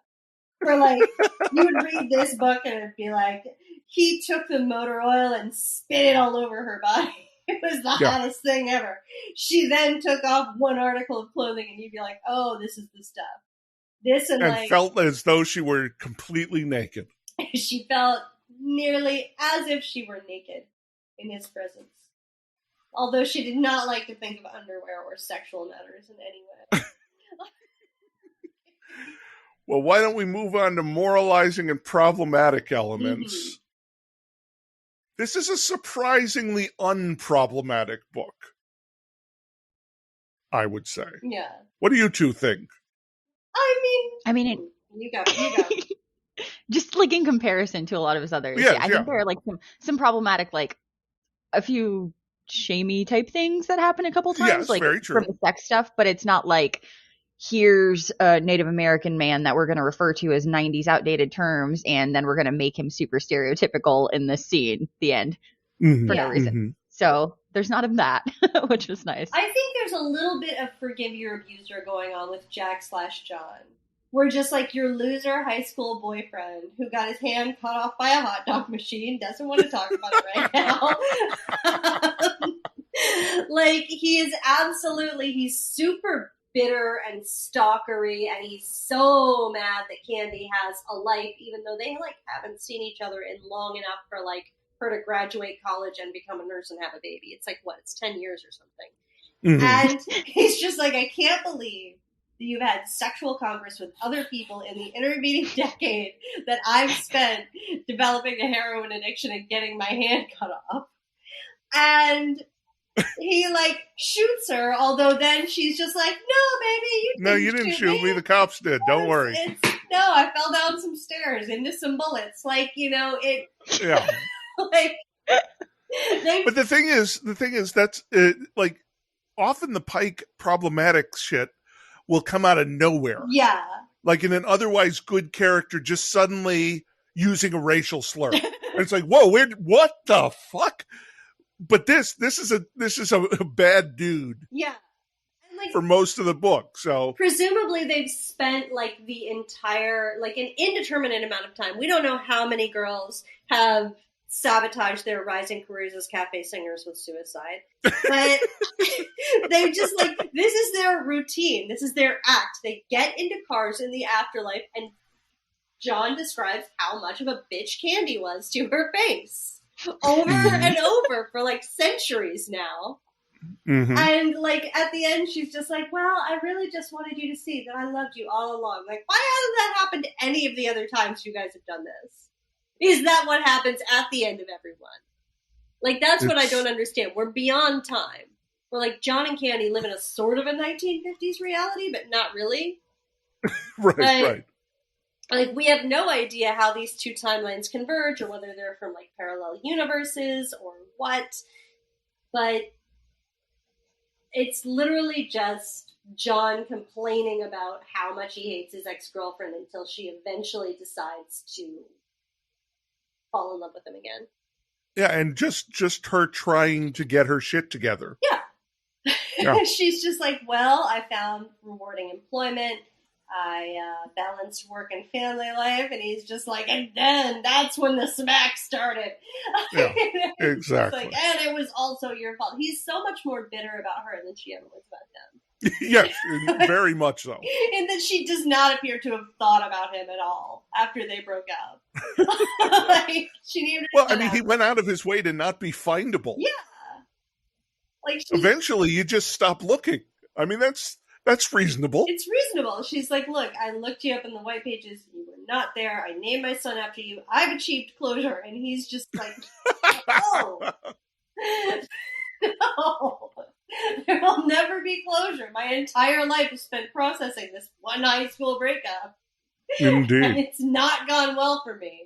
None of my coping mechanisms have been helping at all. He would have really benefited from some therapy very early on. I know. Well, that's what happens. Your dad calls you a no good teacher beater. You internalize that conception of yourself. No good teacher beater. That's all you are then for the rest of your life. That is who you are. Well, let's move into the season of passage where we read, more passages from the book. I'm going to start with the gore. Sure. Because even though Becca is not here with us here, she's here with us in spirit. And I'm sure somewhere, probably at Barnes & Noble, where I think she is, she feels the gore I'm about to read. Later, he learned that his fingers emerged from the far side of the oven, each wrapped in a fresh hot dog bun. 2 women on duty saw them, and one of them fainted. Mm-hmm. Of course, after the fingers were cooked, they weren't worth sewing on. Not bad. Freeze shot the man in the face. The bullet entered his nose and left behind a shattered mound of red dripping tissue. The man fell far and hit hard. That's all I got. You got any gore? No? Well, I don't. Well, I don't. Let's hit the Pikeisms then. Okay, so we got the immediately falling in love with the best friend's boyfriend. We've got absentee parents. Mm-hmm. We've got a new one that I absolutely love. We're supposed to meet in Walden Books in an hour. And that's not really a Pikeism, but almost every person we've had on this podcast has reminisced fondly about Walden Books. Cassie, this is for you. Instead of having milk, they ordered Cokes and coffee and a whole chocolate cake. This is how they celebrate the terrible, terrible songs. And then fucking in front of a fire. How many books has this happened in? Like on the floor in front of a fireplace. You mean of all time? No, the Pike books. This is the Pikeism section, Cassie. I'm just fucking with you. Sorry, Cooper. Fine. Those are my Pikeisms. All right. Well, I have one where it's once again, it's people losing track of what they're doing in life or death situations. At this point, John has his gun to Candy's head. He's using her as a human shield. The cops are closing in. He just wanted a moment to think, to have a shot of heroin and be at peace, or maybe just a moment to talk to Candy. He had a gun to her head, true, but right then he imagined a talk might be nice. John, you blew your opportunity. She asked you about your hand. You said you didn't and you got all talk. pissy. People just routinely are just like, I'm right about to die, but I don't know. Do I like steak? Do I like fish? Do I like chicken? Do you want to just hang out? Do you want to process? Like, these people have poor attention spans, and I think that that's why their lives are just unnecessarily complicated. I agree. If you pay more attention, you get more out of life. Yes. Okay, then let's move to best, worst, and weirdest. Jude, you've been bringing it with the quotes. Do you have anything that goes in those categories? Best, worst, and weirdest. Again, I have to nominate. I have to nominate the orange juice one. Yeah, that is one of the most horrifying things I've ever read. Truly. There's just not a real, like, understanding of what food or drink or human interactions might be like if you weren't Christopher Pike, the guy who has stayed at home writing books since 1985. And clearly never drank wine, or good wine, at least. He never had wine. He never had wine, or he knew his audience had never had wine. He's seen Maybe that's TV it. Maybe show. he's like, oh, I wonder if I can get him to believe that wine is like orange juice with pulp. Yeah, that's the thing where you're just like, at a certain point, you're just like, I don't know, these kids are 11. I've mentioned alcohol. They'll believe me. I know they'll believe me. Mm-hmm. I wonder if there is somebody who's just like, they first read about wine in, in Christopher Pike's and wanted to drink it because of that. Yeah, like somebody just like went out to a restaurant and was like, what the fuck? What is this? I'll have some wine. Why is it so thin? I need more pulp in my wine, please. Yeah. Do you have any pulp? I need like a good chunky wine. Good God. Okay, I need to take us away from that because it's just upsetting to me. Yeah. Okay, that was the thing about being a performer. Someone could support you totally, be 100% behind you, but when it came down to it, you had to do the performing alone. I like that. I get this one a lot. Her mom paid her the highest compliment she was capable of by saying, I can't believe that was you I was listening to. My mother has actually decided to read my horror novel right now. Ooh. My mother does not read horror and does not particularly appreciate books with sex in them or violence. Sure.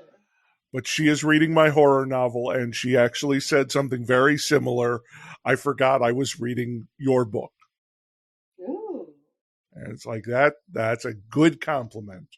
And I feel like only artists can truly understand why that's such a good compliment. Let's see. It's a wicked life, the life of constant pain.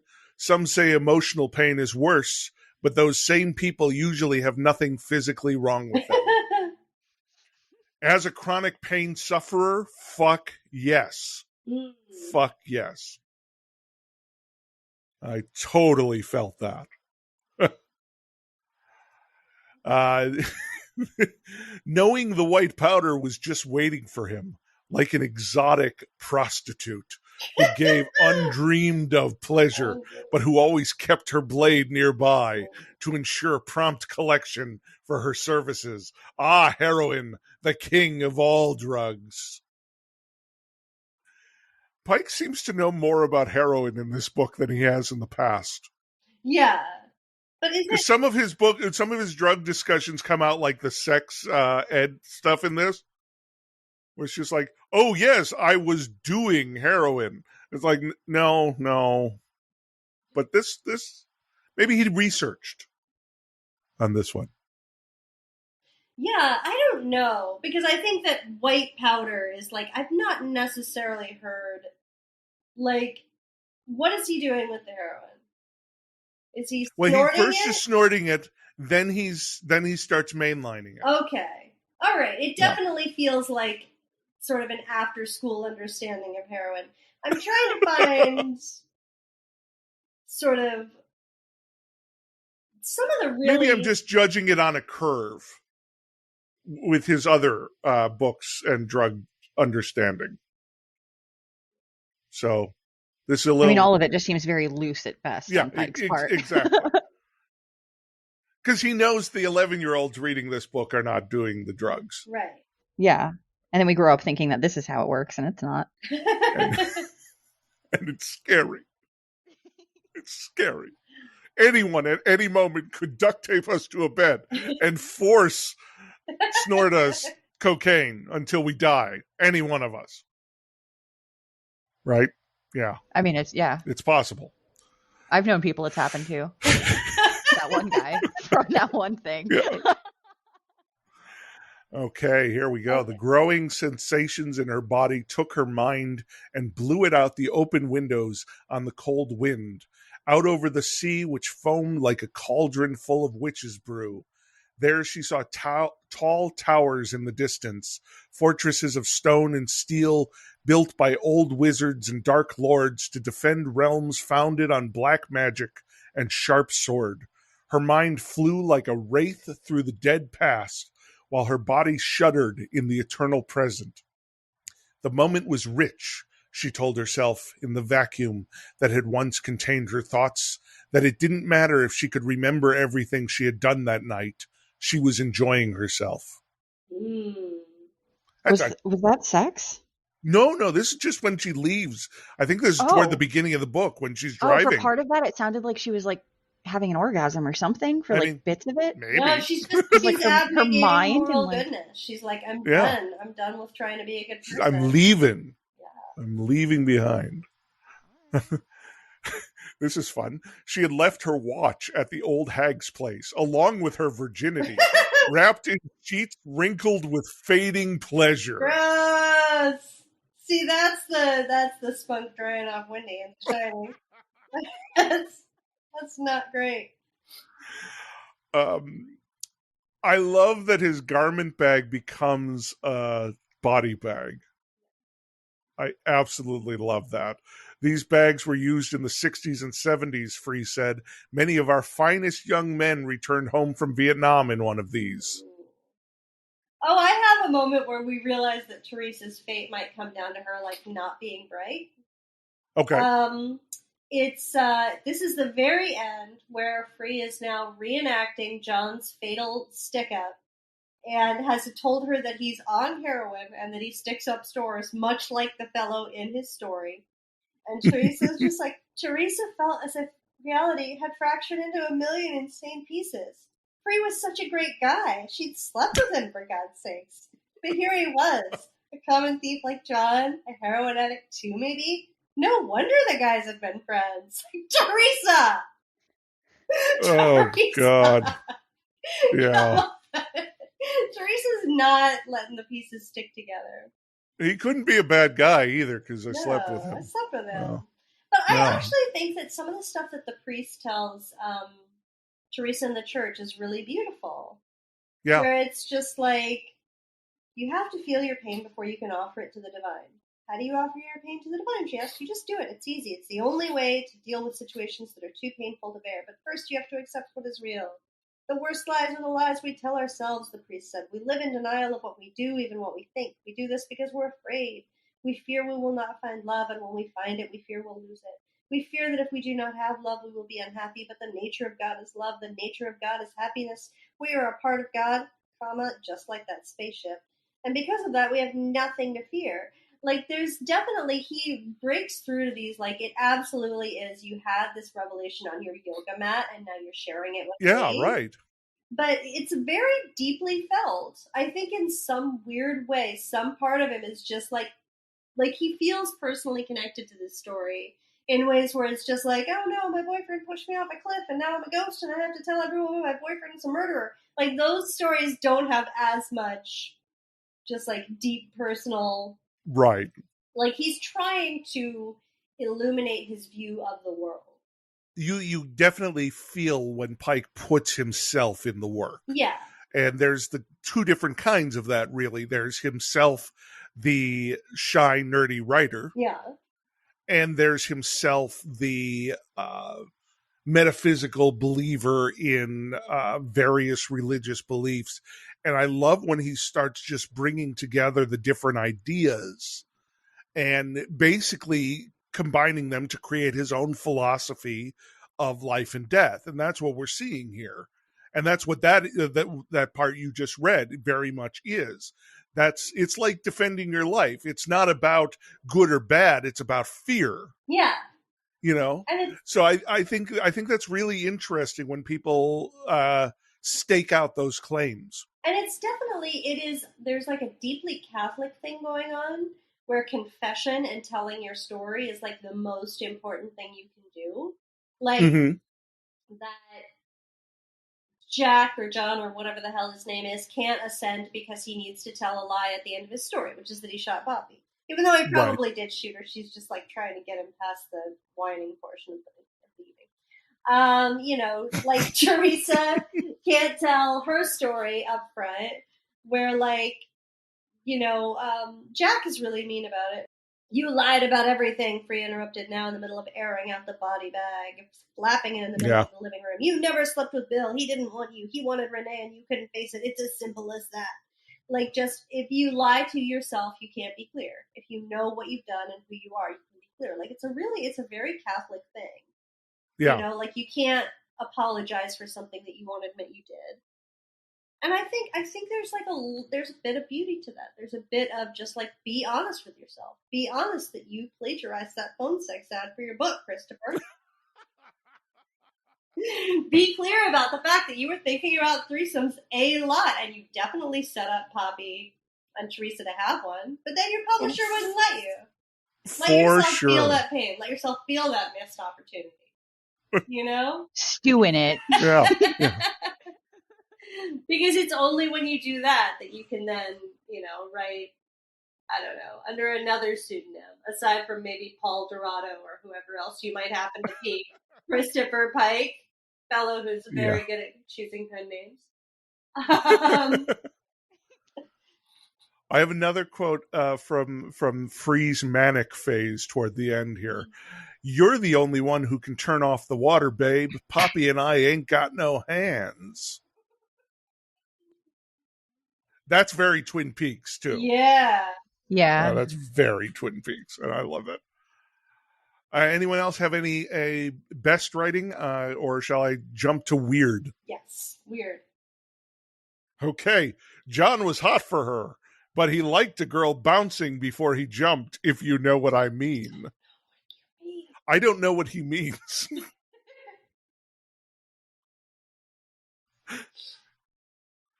She thought the periodic table of elements wasn't square enough. This was the girl who wanted to be a doctor. You have to know the periodic table of elements. Okay. She had... This is rough. She had one of those annoying voices that you just knew would make her future husband want to have extramarital affairs. This is the girl in the classroom who tells. Dang. Well, I mean, everybody in this book has like their entire life set in stone by the time they're 17 years old. Very true. Very true. I guess this sort of fits under problematic, but this is Teresa's philosophy. Crying girls were never attractive. All right. Here's two slapdowns of Madonna. Who did she think she was anyway? Madonna? And we'll dress you up. You'll look like a woman of the world when you walk in. You'll look like Madonna. I don't want to look like Madonna. She can't sing. Oh my gosh. Yeah. I know, right? That's way harsh time. Yeah. But good God. On the other hand, Teresa didn't get together with her friends until after her second show. Between acts, Mr. Gracioni occupied most of her time, telling her that Madonna had better move over. There aren't other singers. Yeah, I know. Universe. I think that's why everyone is so blown away by Teresa. It's basically there's one woman who's ever had it's Madonna. It's Madonna. Yeah. And now they know that there's like a second female musician. It's a big deal. And they're very excited. Yeah. I mean, it's not U2, but it's something. Here, this is just bizarre. He got a hold of a cement truck and rented a clown's costume instead of a tux. He made a crown out of tinfoil for her and sprayed it gold so that Candy was prom queen the moment she walked in the door. Now that may sound embarrassing, but Candy loved it. They were the center of attention the whole night, and afterward, John fixed a bunch of potholes in the back entrance to the school. He really was a clown. Yeah. What even is that? Again, that's either the like Spaceship is God hallucination, where it's just like you had this sort of like vision while you were typing this at 2 a.m., or more likely somebody actually did that. Yeah, He I really feel wants like one to of his be friends did that. remembered Yeah. fondly, you know? Because I don't think Pike did that, because Pike was not that outgoing. There's Yeah. no way.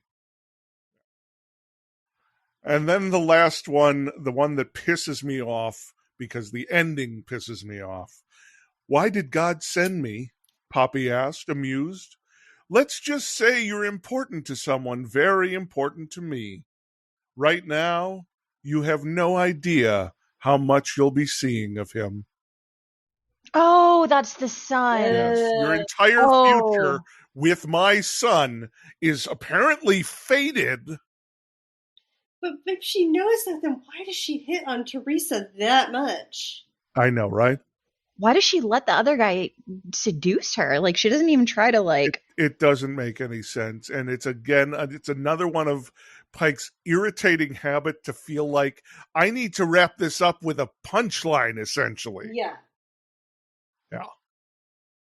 So that's what I've got. Anyone have any other quotes? I don't have any quotes. Then let's move into the last act, where we give our final thoughts and ratings out of 5 Pikes. Jude, if you would like to go first, you can put something on the Pikes if you want to give them a little extra oomph, but it's all you. How many Pikes do I have available to me? You have 5. I have 5 Pikes. You know what? I feel like this is a pivotal work in the Pike oeuvre. It was where his covers hit stride. There would never be a better. It was positioned right in the middle of those, like the slashers and the odd spiritual texts that also had murders in them. This is a key piece of the Pike, canon. It's sums up so much of what he does. It's also a clip show, though. It's also very clear that he had 3 stories. He did not know what to do. None of them were that interesting, so he slammed them all together. I'm going to give this, because it's poised right in the middle, I'm going to give it the middle Pike rating. 3 Pikes. 3 Pikes. 3 Pikes. Perfect balance all right. between the Black and White Lodge, life and death, heaven and hell, Poppycorn and Freedom Jack. Yes. It's right there. How about you, Cassie? So I'm gonna. Okay, so before reading this was my favorite Pike book. I think Season of Passage has maybe replaced it as my current favorite, and this has been my favorite since I was like 11 years old. So Season of Passage fucking rocked. Yeah, that one was just space, alien, vampires, and so much gore. And anyway, look, so that one's my favorite. But this one, I still do really like it. And if I had been reading this for the first time, I think my mind still would have been a little blown at the ending, because there is a twist, and I love twists. So the chaos of all the different shitty stories didn't really bother me, just because, like, as I've discussed previously on other things, like, I kind of like when stories jump around a lot and don't really make sense, because it keeps me on my toes and I'm able to, like, pay attention really well. But I know that's not for everybody. So I'm going to give it, I think, 4 Pikes, and then I'm going to put some fuzzy teal dice on it as well.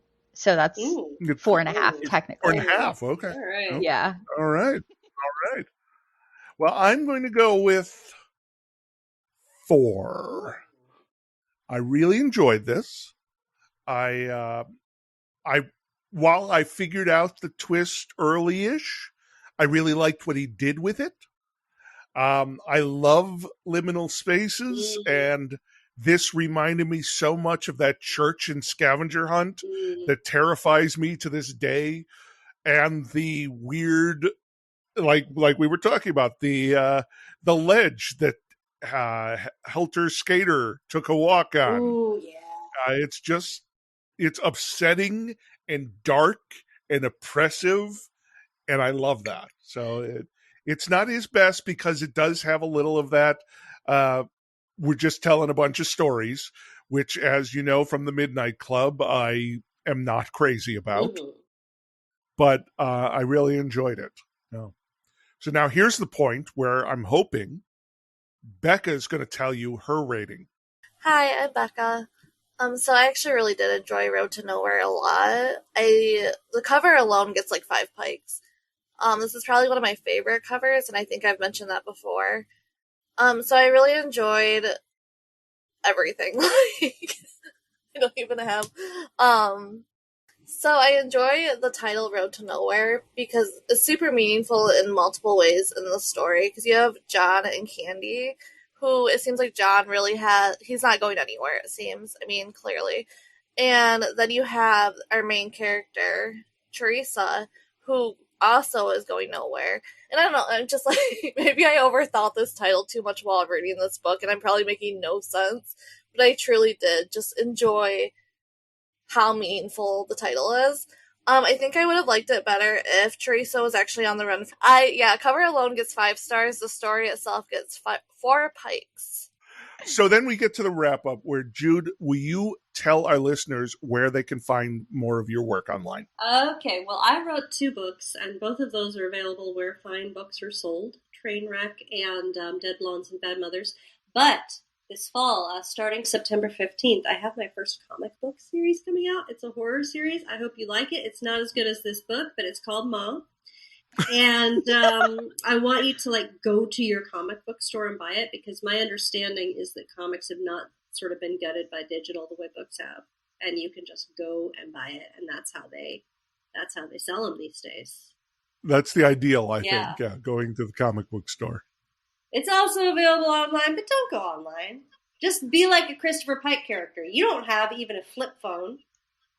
You have your car that your parents got you. You have a color-blocked outfit. You have, presumably... There's a mall. Mm-hmm. You can pick up a Big Mac at the McDonald's afterward. Go to the mall. Get yourself some beers, some donuts, an entire chocolate cake, a carefully researched sociological treatise on how to have sex, a contraceptive sponge, and my comic book. It's a whole night that you got planned just for yourself. It's very nice. Yeah. And I do wish I could have made some recommendations to Teresa, because there were a lot of great sex ed books in the early 90s. Just saying. I feel like she was going to have sex with Bill, why train for the Super Bowl if you're just going to be tossing the ball around the yard? And the Super Bowl is free, right? Or is it Poppy? I think it's Pop. I think Poppy has been holding some back. Probably Poppy. Yeah. But Cassie, where can we find more of you online? You can find me on Twitter at ControlAltCassie, CTRLALTCassie, and I have an art shop where I make art and sell books and things like that, and it is shopletsgetgalactic.com. You can find me at CooperSBeckett.com, at CooperSBeckett on all the social medias, and my art is at Beckett Arts. And I do want to shout out to Mike Flanagan, the director of the showrunner and director of the upcoming Midnight Club series, as well as director of Season of Passage, who is now, for sure, aware of us. Yes! Oh, I love Mike Flanagan. He's so cool. Which makes me he is very cool. Oh, what a cool dude. Hi, Mike I know. Flanagan. And I cannot wait to see what he does with Pike. I'm Because so excited. he has been such a wonderful adapter of King, and we know King is hard to adapt. Yeah. I'm very excited. Even if he takes it in a completely off the rails direction, like Haunting of Hill House, which has almost nothing to do with the book Haunting of Hill House, but it's still awesome. Yeah, I'm on board. I want to see what he's got. So, Cassie, where can they find our show? You can find us on all social media at the PikeCast. We also have a Goodreads group where you can read along with us. And we have a Patreon, patreon.com/thepikecast. If you join, it supports us, keeps things going, and you can be a part of our Discord. Listeners, your homework for next time is we are beginning sequel September, and we're starting that with Grady Hendrix returning for Remember Me 2, because he wants to run the trilogy with us, even though we are very much aware that it goes downhill really fast. I remembered liking it, so I don't remember the bad stuff. I'm excited.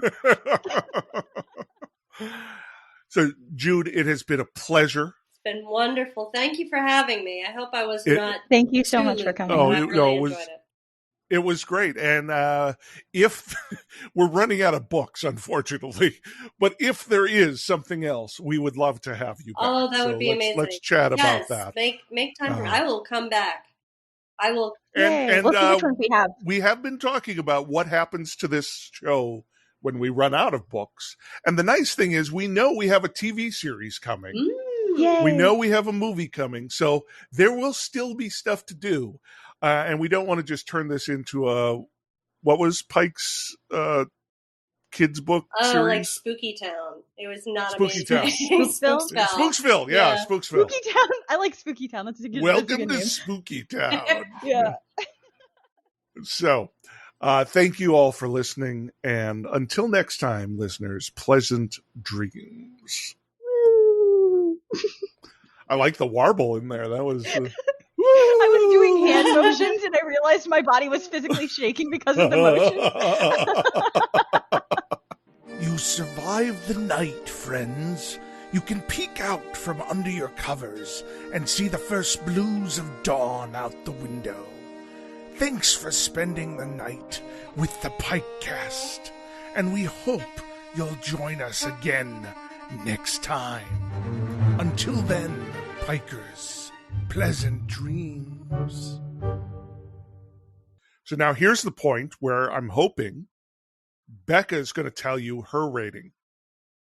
All right, go for it. I'm going to cut it in. I'm not waiting to absorb it from the ether. Right. Here. I was like, how long are we going to stay silent? Yeah. I don't know how long her thing will be.